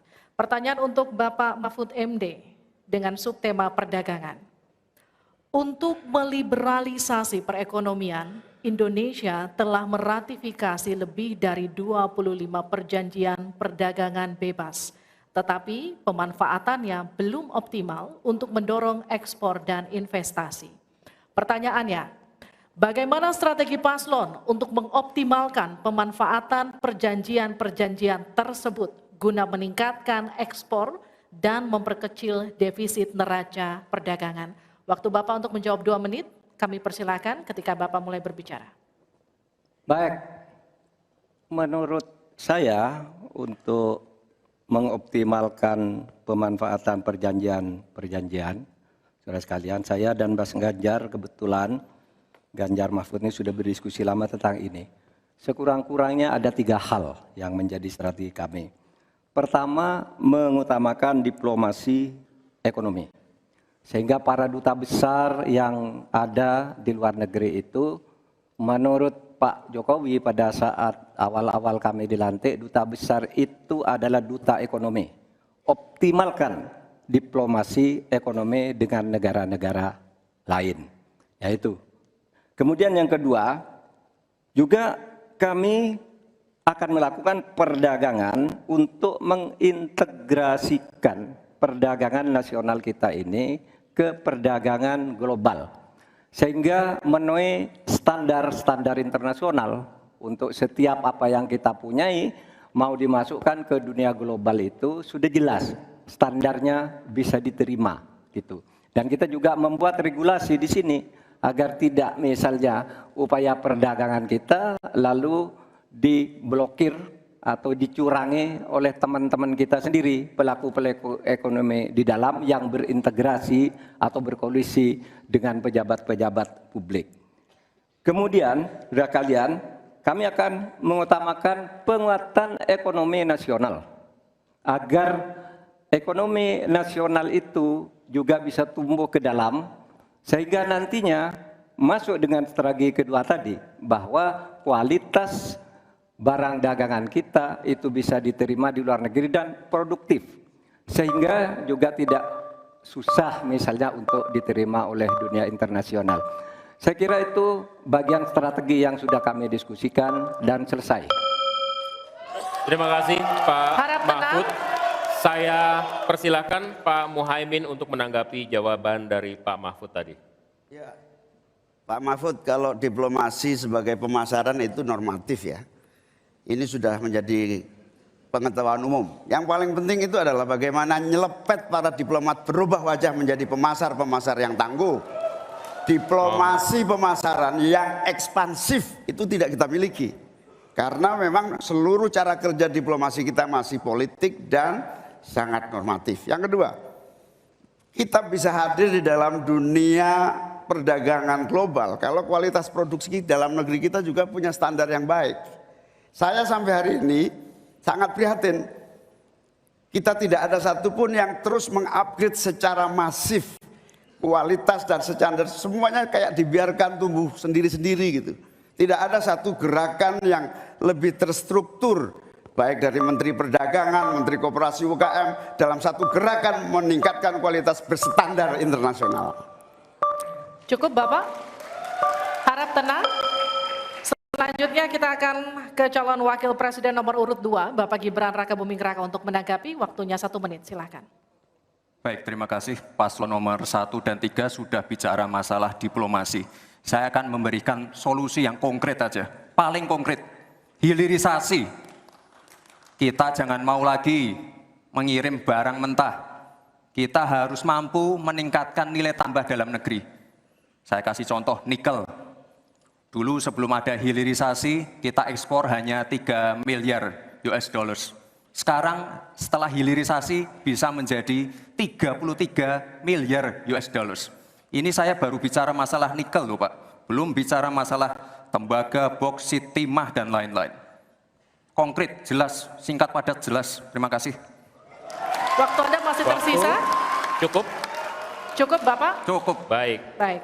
Kami kembalikan ke Pak Mahfud untuk menanggapi. Ya. Baik, terima kasih. Ini masalah diplomasi. Diplomasi Harap itu tenang. normatif. Mohon Nah, tenang. Sebenarnya, saudara sekalian, kalau diplomasinya selama tidak jalan, saya kira sistem rekrutmen diplomat sekarang ini harus ditinjau ulang. Dulu-dulu diplomat-diplomat kita tuh bagus. Ya, sekarang ini kadang-kala ada titipan dari partai. Kalau belum dari partai, belum masuk, itu tidak disahkan. Di DPR partai ini belum masuk. Nah, sesudah bertugas tidak jelas. Dia tidak ngerti, tidak punya pengertian dasar-dasar diplomasi. Sehingga kalau saya diberi kewenangan, nanti diplomasi ini diatur kembalilah rekrutmennya itu. Betul-betul orang yang memenuhi syarat. Nah, soal hilirisasi itu sudah masuk sebenarnya Mas Gibran. Saya tadi kan bicara soal penguatan ketahanan ekonomi nasional. Itu di dalamnya memang sudah ada hilirisasi dan industrialisasi yang aman lingkungan. Itu selesai. Terima kasih, kita berikan apresiasi untuk ketiga calon wakil presiden kita di pemilu 2024. Dan kami persilakan para calon wakil presiden untuk kembali ke tempat duduk masing-masing. Silakan Bapak. Di segmen selanjutnya, ini seharusnya segmen yang kita tunggu-tunggu karena setelah ini mereka akan saling bertanya dan memberikan tanggapan. Interaksi antar kandidat akan dapat Anda saksikan di segmen selanjutnya dalam debat kedua calon wakil presiden pemilu 2024.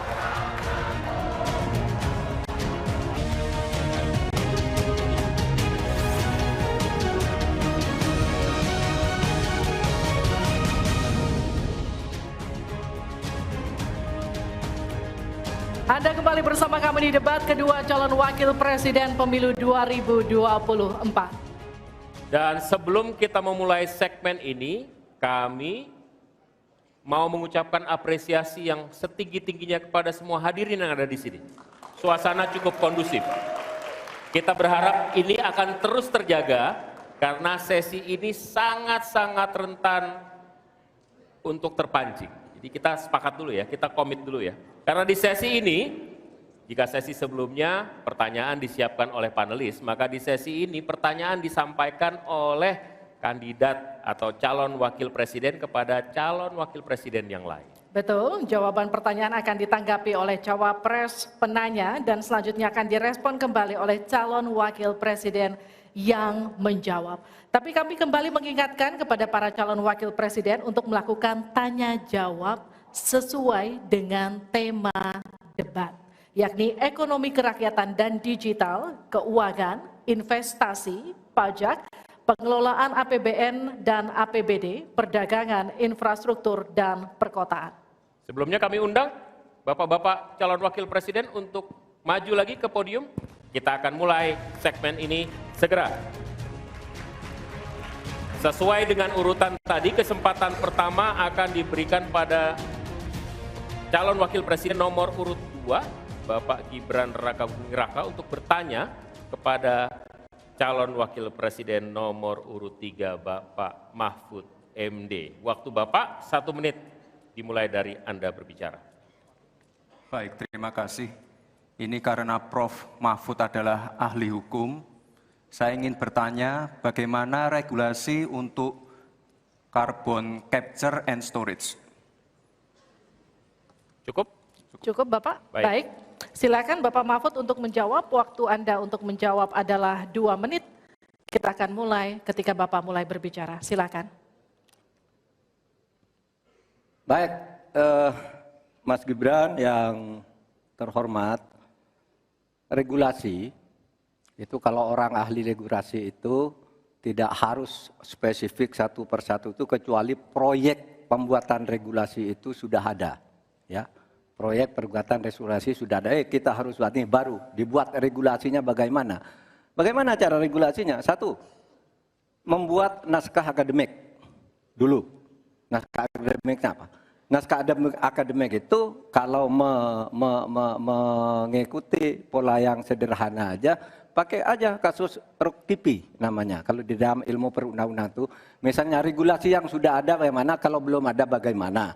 Kemudian opportunity-nya bagaimana. Kemudian kapasitas lembaganya bagaimana. Kemudian komunikasi publiknya bagaimana. Kemudian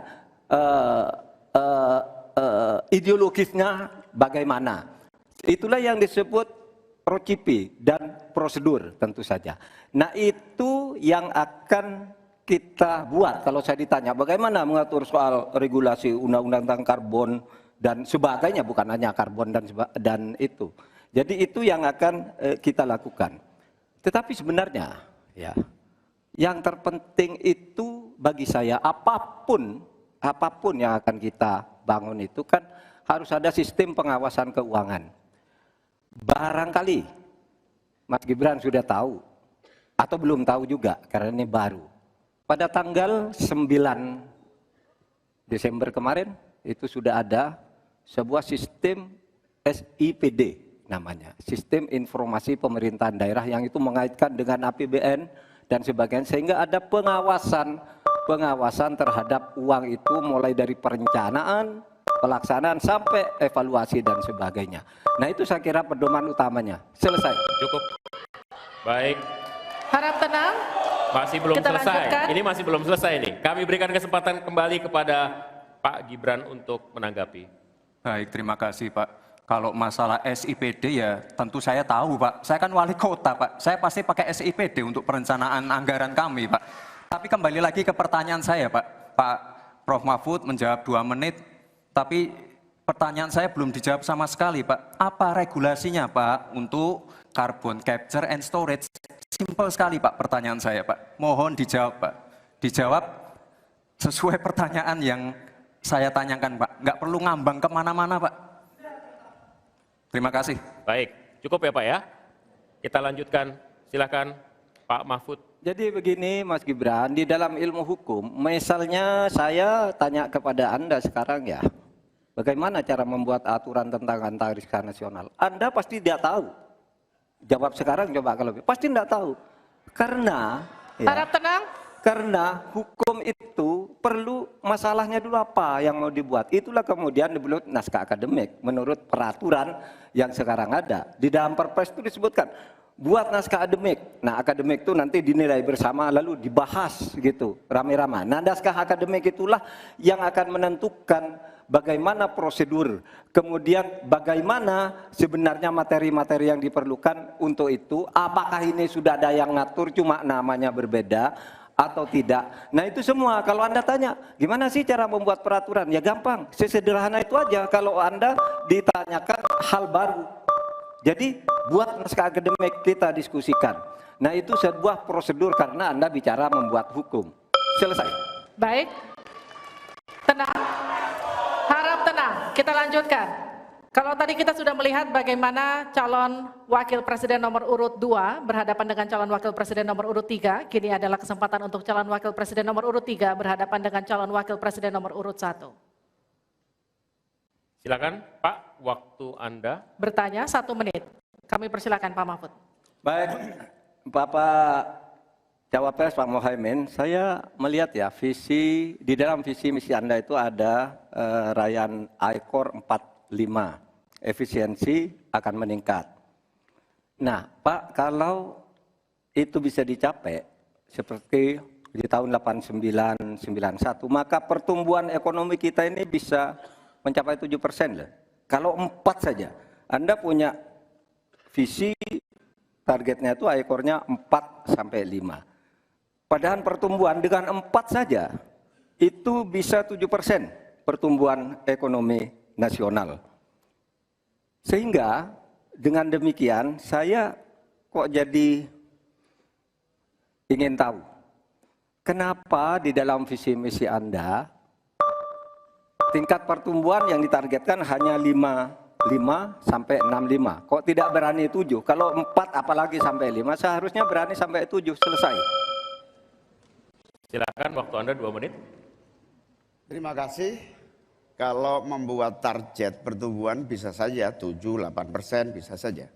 Tetapi yang ingin kita wujudkan adalah pertumbuhan yang berkualitas dan inklusif, di mana setiap pertumbuhan itu memiliki apa yang disebut sebagai dampak langsung di dalam penyerapan tenaga kerja, di dalam peningkatan pendapatan masyarakat, di dalam satu percepatan pemerataan pembangunan. Target 5,5 sampai 6% itu dengan kalkulasi agar kalau kita tidak terlampau realistis, kita khawatir ujung-ujungnya utang luar negeri lagi. Utang luar negeri yang terlampau banyak ini mengakibatkan beban bukan hanya pemerintahan hari ini, tetapi juga anak turun kita akan mengalami banyak beban utang yang panjang. Salah satunya adalah bagaimana agar APBN kita sehat. Sekarang saja prosentasi 3.000 triliun APBN aja untuk membayar utangnya cukup tinggi. Sehingga mengurangi tidak kurang dari 20% APBN kita untuk membayar utang luar negeri. Sehingga target yang berjumlah 5,5% sampai 6,5% itu realistis yang akan tidak membebani bagi proses pembangunan kita di masa yang akan datang. Di sisi yang lain kita pasti tahu bahwa salah satu syarat-syarat pertumbuhan yang bisa sehat itu adalah apabila investasi yang masuk juga tidak menjadi beban baru bagi pembangunan nasional kita. Apa beban baru itu? Yaitu tingginya tanggungan bunga-bunga yang harus, terutama kalau utang G2G, yang menjadi beban berat bagi APBN kita hari ini dan di masa-masa yang akan datang. Cukup Bapak? Baik, selanjutnya dipersilakan untuk Pak Mahfud MD untuk kembali menanggapi, waktunya 1 menit, silakan Bapak. Ya begini Pak, kami Ganjar Mahfud itu mentargetkan pertumbuhan ekonomi kita itu 7%. Itu hitung-hitungannya mudah, tadi saya sudah sebut di pertama. Betapa saya menyelamatkan korupsi yang diurus kantor langsung saya aja 677 triliun. Itu kalau dibagi ke UMKM, itu luar biasa. Kemudian yang ditemukan oleh ICW sejak tahun 2014 yang sudah inkrah korupsi itu berapa? 233,7 triliun. Nah ini kalau kita pangkas melalui penegakan hukum yang benar, ini bisa mencapai 7. Tapi Anda menyimpang dari rumus yang selama ini terjadi. Kalau Anda berani dengan ekor 4 saja, Anda pasti bisa 7%. Pasti bisa 7%, apalagi 4 sampai 5. Lah ini Anda menargetkan segini, tapi pertumbuhan ekonominya cuma 5,6. Secara matematis agar kurang cepat. Selesai. Silakan ditanggapi. Harap tenang. Ditanggapi Ya. Pak Muhaimin. Tentu saya sangat setuju. Bukan hanya pemberantasan korupsi yang membawa pemasukan bagi APBN kita, menjaga kebocoran APBN kita, tetapi juga pendapatan negara bukan pajak yang juga menjadi bagian dari andalan. Akan tetapi kita juga harus realistis bahwa 7% itu bisa jadi cuma omong kosong, di mana kenyataannya setelah APBN kita jalan sampai hari ini aja 5% yang diterapkan oleh pemerintah hari ini juga masih mengalami banyak kontraksi. Dalam arti utang luar negeri masih menjadi andalan utama.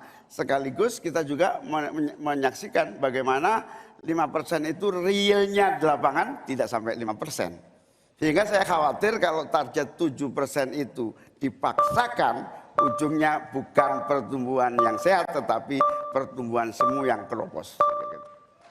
Baik. Tenang, kita lanjutkan. Ya, interaksi antara 3 dan 1 sudah selesai. Sekarang giliran interaksi antara 1 dan 2. Pak Muhaimin silakan bertanya kepada Pak Gibran dan kemudian akan ditanggapi. Waktu Anda 1 menit untuk bertanya. Terima kasih Pak Gibran. Pak Gibran ini telah berhasil menjadi wali kota sekaligus pengusaha yang sukses. Bahkan berbagai proyek-proyek besar telah berhasil dibangun di Solo. Ini menjadi prestasi, tetapi kita ingin prestasi ini ditularkan kepada yang lain. Saya ingin Pak Gibran menyampaikan tips and tricks agar bupati, wali kota, dan pemerintah daerah yang lain bisa belajar agar proyek-proyek besar bisa dimasukkan di kota Solo. Bagaimana caranya ini? Tenang. Itu. Cukup? Cukup. Baik. Cukup. Silakan waktu Anda. Pak Gibran, waktu Anda 2 menit untuk menanggapi. Baik, Gus Muhaimin, saya jelaskan ya. Sekarang Indonesia itu sudah memulai yang namanya pemerataan pembangunan. Yang dibangun bukan hanya Solo saja. 53% investasi kita sudah ada di luar Jawa. Kalau kita pengen fair ya Gus, Tenang. Mohon tenang, mohon tenang. Jumlah proyek, jumlah anggaran yang digelontorkan ke Solo sebelum saya jadi wali kota itu lebih besar. Saya tahulah ini arah pertanyaannya kemana. Tapi yang jelas ini Gus, apa yang sudah dibangun, yang kita lihat bukan bangunan fisiknya saja, tapi kita lihat impact-nya ke warga. Bangun masjid menggunakan CSR dari Abu Dhabi. Impact-nya apa?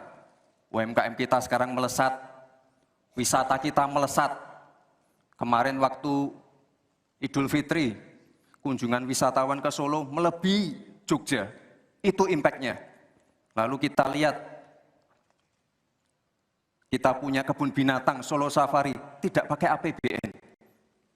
Masjid tidak pakai APBN. Tapi impact-nya apa? Impact-nya ke masyarakat.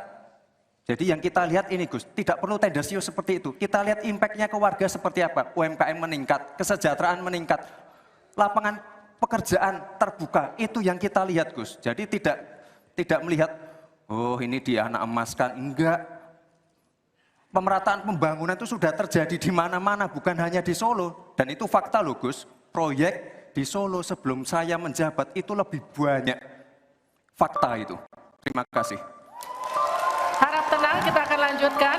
Masih lanjut ini. Silakan Pak Muhaimin untuk menanggapi, waktunya 1 menit. Ya, yang saya tanyakan belum dijawab. Tenang. Saya itu tanya tips and triknya agar investasi ataupun proyek-proyek besar bisa di sana. Sebab saya lihat itu ada 32 proyek pemerintahan pusat, ada juga berbagai program-program yang luar biasa, patut kita banggakan. Dibandingkan dengan misalnya Kota Madiun yang hanya 11%, Cirebon hanya 7%, Tasikmalaya. Kita ingin triknya apa? Sehingga akses pendanaan pembangunan itu bisa bersifat adil dan merata.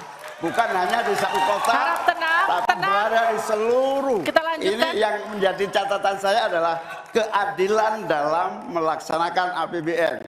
Kalau kita jadi pemerintah pusat nanti, tugas kita adalah membagi secara adil seluruh proyek-proyek nasional kita. Cukup. Silakan Pak Gibran untuk menanggapi. Waktunya 1 menit, silakan. Mohon tenang. Baik Gus, saya jawab lagi.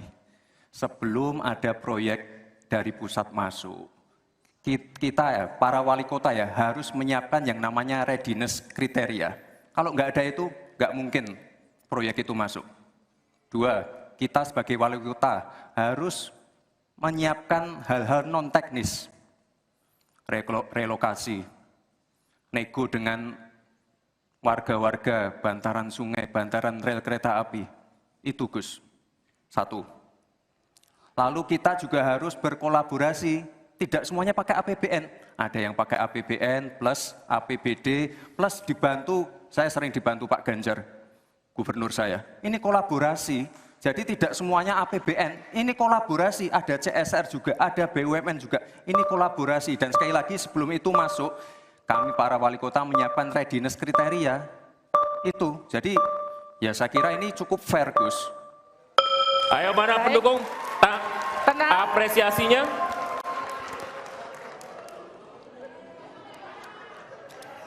Kita berikan apresiasi untuk seluruh calon wakil presiden malam hari ini.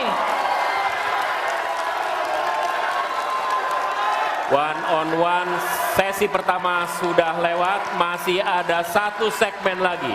Ketika calon wakil presiden bertanya dan berinteraksi dengan calon wakil presiden lainnya. Tetaplah bersama kami di debat kedua calon wakil presiden pemilu 2024.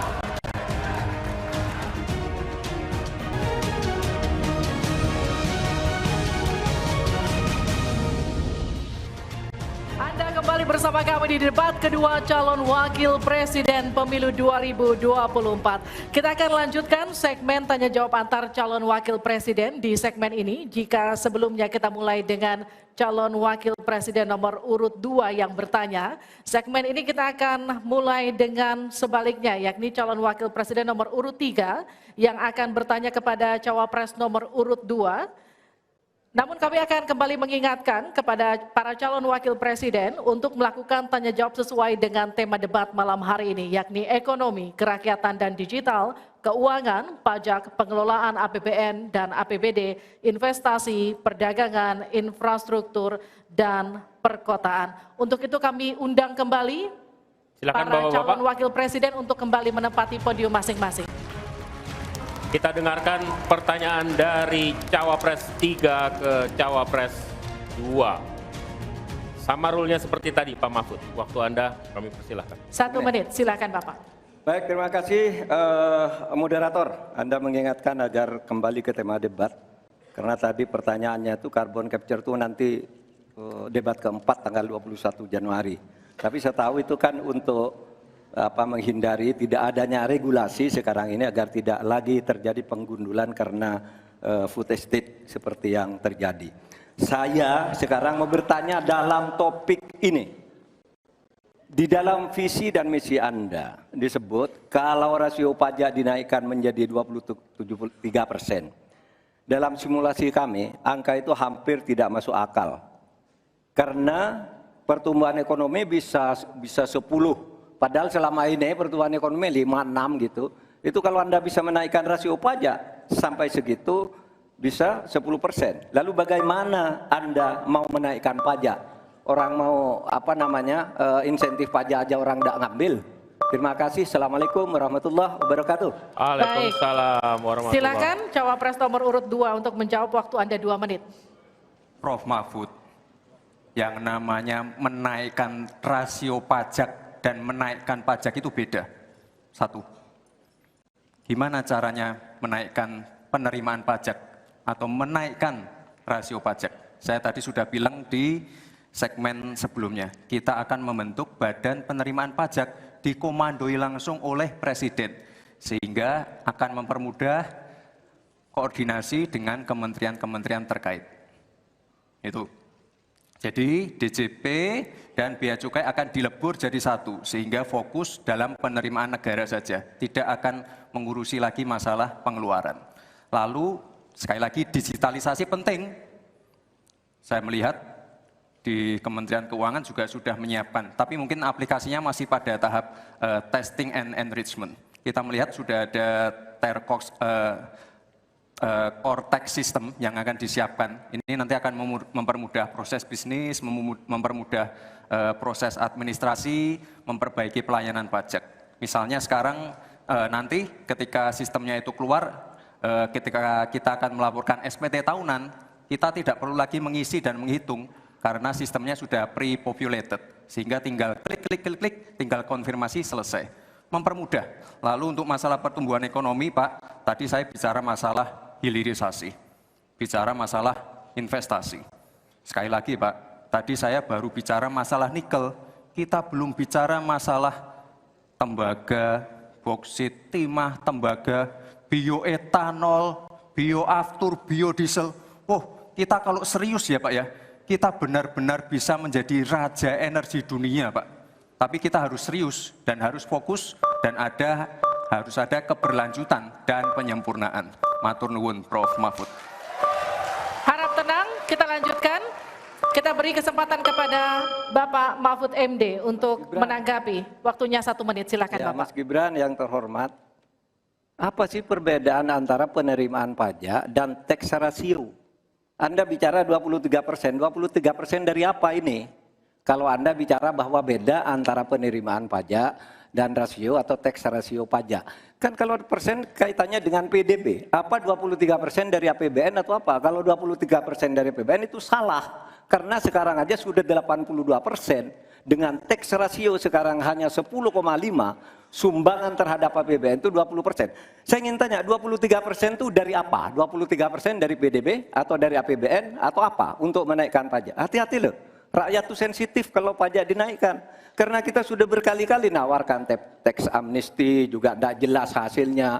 Kemudian tax pajak itu, insentif pajak sudah ditawarkan oleh pemerintah, tapi tidak ada yang mau. Karena diperas-peras juga jadi alat nego di kantor pajak. Nah oleh sebab itu ini harus jelas, 23% dari apa selesai. Silakan. Masih lanjut, silakan. Pak, yang saya klarifikasi tadi adalah tax ratio dan menaikkan pajak, Pak. Itu beda. Kita ini tidak ingin berburu di dalam kebun binatang. Kita ingin memperluas kebun binatangnya. Kita tanami, binatangnya kita gemukkan. Artinya apa? Membuka dunia usaha baru. Sekarang NPWP, yang punya NPWP ini baru 30%. Artinya apa? Kita harus melakukan intensifikasi dan ekstensifikasi. Saya tahu pasti pada negatif thinking. Kita tidak akan memberatkan UMKM yang di bawah omsetnya 500 juta. Pajaknya 0. Pengen modal 200 juta, pur. Tanpa agunan. Nggak ada yang memberatkan, Mbak. Terima kasih. Baik. Harap tenang, kita lanjutkan. Tenang, kita lanjutkan. Kali ini saya akan mempersilahkan untuk calon wakil presiden nomor urut 1 untuk memberikan pertanyaan ke calon wakil presiden nomor urut 3. Bapak Muhaimin Iskandar, waktu Anda untuk bertanya adalah 1 menit. Saya persilahkan. Terima kasih Pak Mahfud yang saya hormati. Pemasukan negara itu salah satunya adalah dari kepemilikan lahan yang luas. Banyak kepemilikan lahan yang berlebihan. Akumulasi kekayaan hanya di segelintir orang dan selalu menjadi topik yang belum pernah selesai sampai hari ini. Pertumbuhan ekonomi yang tinggi hanya dinikmati oleh segelintir orang karena akses kepemilikannya juga terbatas. Pemerataan menjadi kata yang tidak bermakna. Maka saya ingin pendapat Pak Mahfud, bagaimana mewujudkan keadilan sosial dimulai dari pemerataan kepemilikan tanah, akses dan lahan. Karena kalau sampai hari ini begitu, maka tidak akan pernah ada kemampuan rakyat untuk mengakses modal ekonomi. Terima kasih. Baik, silakan Pak Mahfud untuk menjawab. Waktu Anda untuk menjawab 2 menit, kami persilakan Bapak. Caimin, itu diskusi sudah lama.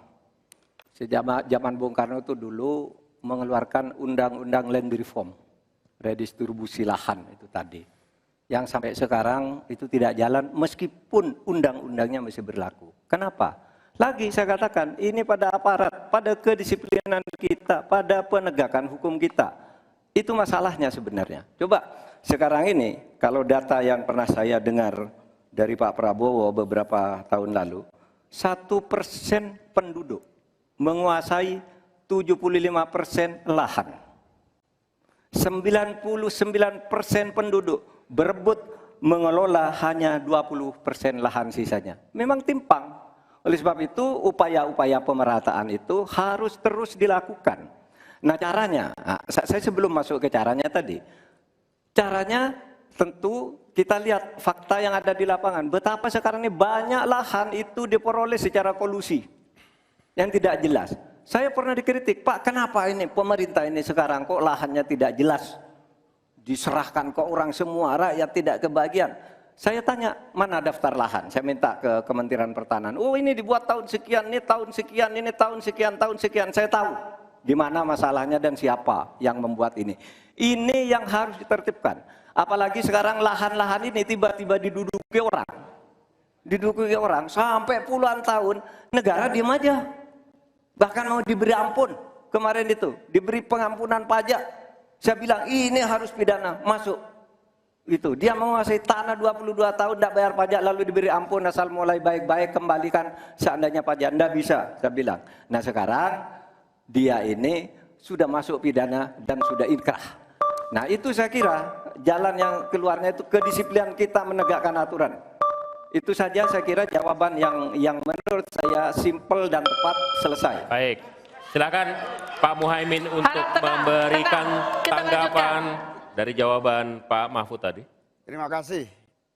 Yang disampaikan Pak Mahfud kurang satu hal saja, yaitu harus ada political will, kemauan politik yang sungguh-sungguh, sekaligus memanfaatkan instrumen hukum yang memadai. Saya ingat debat Pilpres 5 tahun yang lalu, ada komitmen untuk membagi lahan dengan menggunakan land reform dengan istilah, menurut waktu itu kita istilahkan dengan distribusi kepemilikan lahan. Sehingga yang ingin saya tegaskan dari jawaban Pak Mahfud tadi adalah instrumen hukum harus dipakai secara optimal, diikuti dengan kemauan dan kesungguhan politik, bukan hanya retorika politik. Oleh karena itu agar tanah-tanah yang dikuasai oleh segelintir orang terdistribusi dan rakyat ikut menikmati, terutama untuk lahan-lahan pertanian yang lebih produktif. Terima kasih. Silakan langsung ditanggapi Pak Mahfud, waktu Anda. Ya.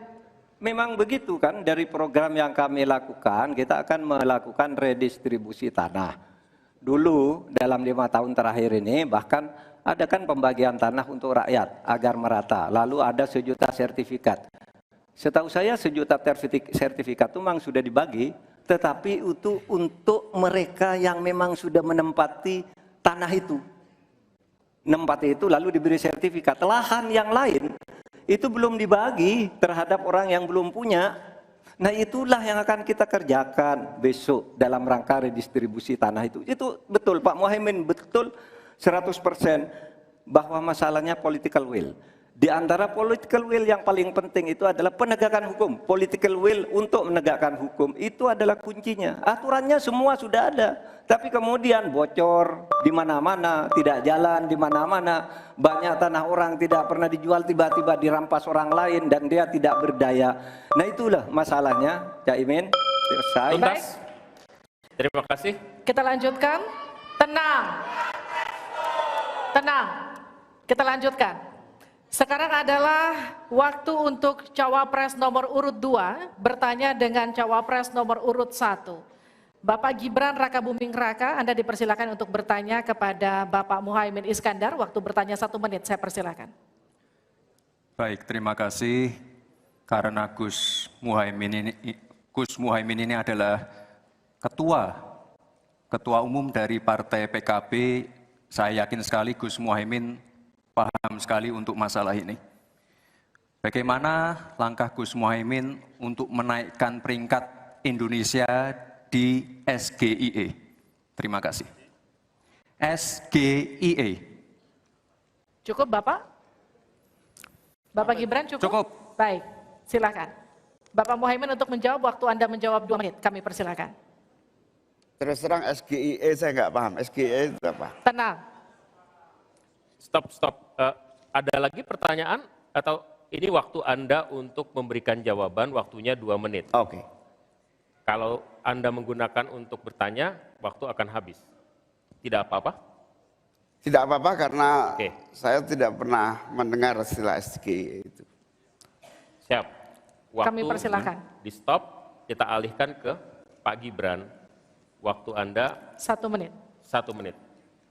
Baik, Gus, kita kan sedang fokus mengembangkan ekonomi syariah, keuangan syariah. Otomatis kita harus ngerti juga masalah SGE. SGE itu adalah State of Global Islamic Economy.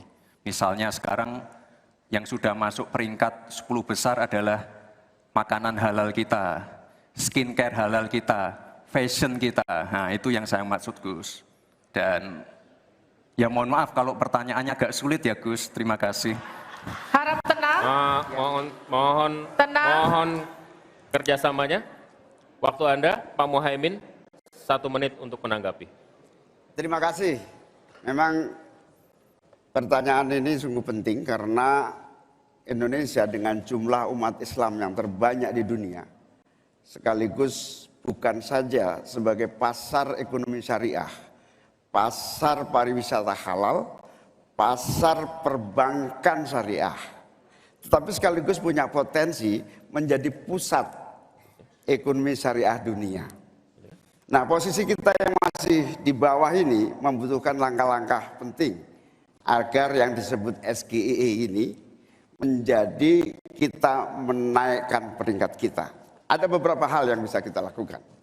Yang pertama, yang harus dilakukan pemerintah adalah menyiapkan seluruh perangkat regulasi agar tumbuh kembang seluruh industri halal, termasuk bagaimana membantu sertifikasi secara murah bahkan gratis, terutama bagi UMKM kita. Habis waktunya, kita berikan aplaus terlebih dahulu kepada 3 calon wakil presiden yang sudah berinteraksi. Boleh dong, kalau ada waktunya kita kasih apresiasi yang meriah. Untuk ketiga cawapres malam hari ini yang telah melakukan sesi tanya jawab dan juga saling menanggapi. Sudah ada tiga fase yang kita lewati, menyampaikan visi dan kemudian Harap tenang. program kerja, kemudian menjawab pertanyaan dari panelis dan berinteraksi satu sama lain. Masih ada 1 sesi lagi yang kita sisakan, memberikan pernyataan penutup. Tapi itu nanti kita tahan dulu, kami akan kembali di debat kedua calon wakil presiden pemilu 2024.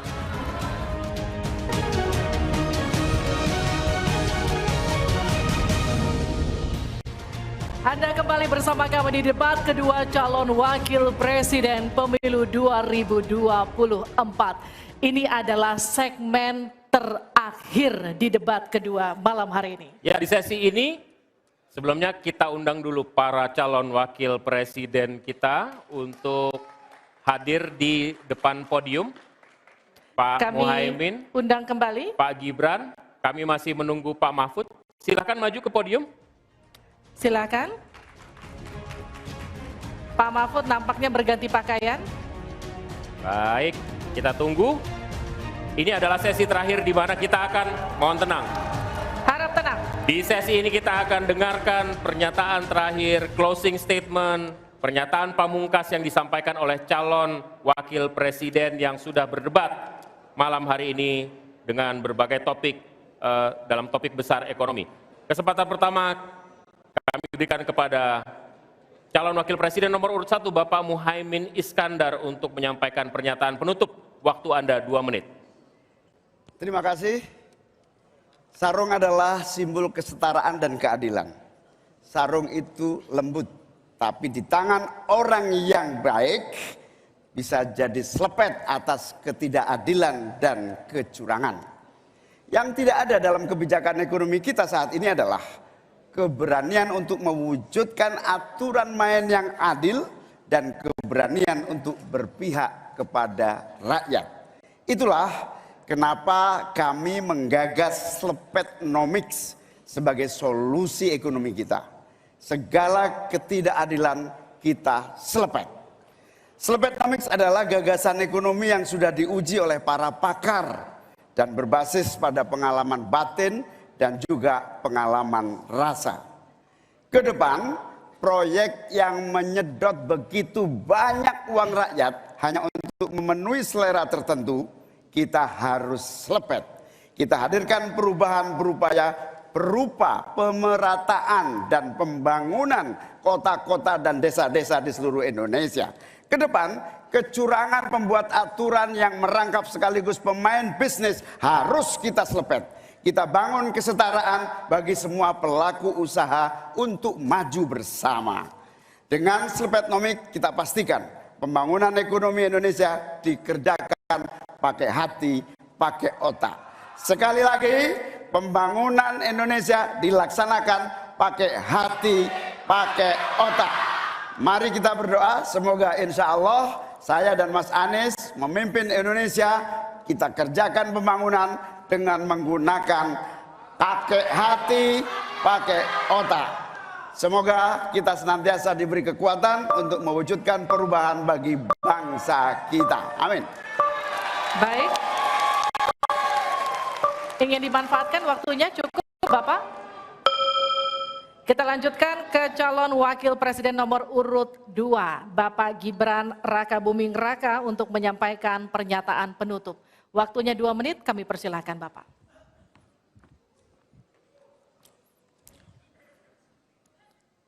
Indonesia ini negara besar. Kita harus bersyukur di tahun 2020 sampai 2030 nanti kita akan mendapatkan bonus demografi.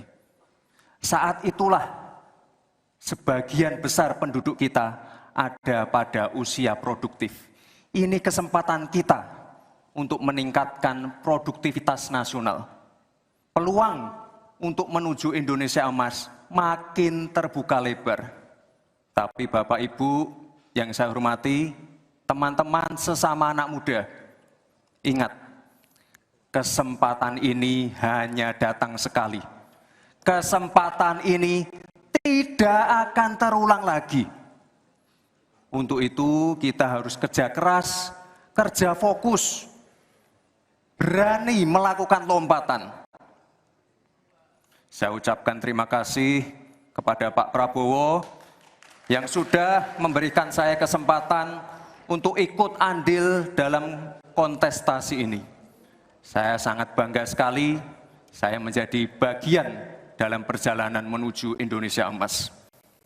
Saya ucapkan terima kasih juga Prof. Mahfud, Gus Muhaimin.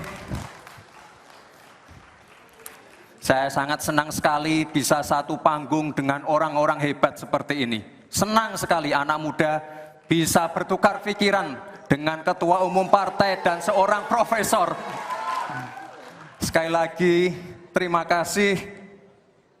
Anak-anak muda harus saling mendukung, anak-anak muda harus saling bergandengan tangan. Saya yakin Indonesia emas bisa tercapai. Terima kasih. Wassalamualaikum warahmatullahi wabarakatuh. Selamat Natal dan Tahun Baru. Baik, terima kasih. Harap tenang, kita masih lanjutkan. dalam sesi, mohon tenang, waktu belum selesai. Kami persilakan selanjutnya calon wakil presiden nomor urut 3 Bapak Mahfud MD untuk menyampaikan pernyataan Saudara-saudara seluruh bangsa Indonesia, kami Ganjar dan Mahfud ingin memastikan untuk menyelenggarakan negara yang bersih melalui penegakan hukum tanpa pandang bulu. Ganjar Mahfud menyiapkan 21 program unggulan senilai 2.500 triliun rupiah selama 5 tahun, yaitu 1. 17 juta lapangan kerja. 1. 1 desa, 1 fasket, 1 nakes. 3. Uang saku kader posyandu. 4. 10 juta hunian. Punya rumah semudah punya motor. 5. Sekolah dapat gaji, lulus pasti kerja. 6. 1 keluarga miskin, 1 sarjana. 7. Perempuan maju. 8. Buruh naik kelas. 9. Kuliah gratis untuk anak prajurit dan bayangkara. 10. Mudah berusaha termasuk UMKM dan koperasi. 11. Masjid sejahtera, pengurus masjid terlindungi. 12. Guru ngaji dan guru agama lain digaji. Pasokan pangan aman, harga enak di kantong. Lansia bahagia, anak cucu gembira. 15. Petani bangga bertani. 16. Di laut kita jaya, nelayan sejahtera. 17. Disabilitas mandiri berprestasi. 1 desa, 1 mobil akses. 18. Internet super cepat, gratis dan merata. 19. Bansos pasti lanjut, tapi harus tepat sasaran. 20. Sikat KKN. Dan terakhir, KTP Sakti. Segala kebijakan pemerintah harus mengutamakan kemakmuran dan kesejahteraan rakyat, termasuk memelihara fakir, miskin, dan anak terlantar seperti ketentuan pasal 34 ayat 1 Undang-Undang Dasar. Semoga niatan baik dan keikhlasan kami mendapat ganjaran ilahi dan tercatat di Lauhil Mahfuz. Selesai. Kita berikan aplaus dan apresiasi yang paling meriah untuk ketiga calon wakil presiden kita. Saya undang Pak Muhaimin, Pak Gibran, dan Pak Mahfud untuk ada di tengah. Untuk ada di tengah lingkaran merah ini. Kami juga memohon agar Pak Anies, Pak Prabowo, dan Pak Ganjar mendampingi calon-calon wakil presiden masing-masing. Kami persilakan para Ini adalah calon presiden. calon-calon pemimpin kita yang dapat Anda pilih nanti di tanggal 14 Februari 2024. Kami juga mengundang Ketua KPU dan seluruh anggota KPU untuk bergabung bersama kita di sini. Mudah-mudahan debat kedua kali ini dapat memberikan referensi kepada Anda, menjadi hasanah bagi Anda untuk menentukan siapa yang Anda pilih. Ada 1, ada 2, ada 3. Ya, dan kami juga akan mengingatkan Anda untuk jangan lupa menggunakan hak pilih Anda pada pemilu 2024 14 Februari mendatang. Karena suara Anda akan menentukan masa depan bangsa Indonesia. Kami tutup debat malam hari ini. Saya Liviana Cerlisa. Dan saya Alvito Dinova Ginting. Sampai jumpa di TPS 14 Februari tahun depan. Sampai jumpa. Selamat. Terima kasih Bapak.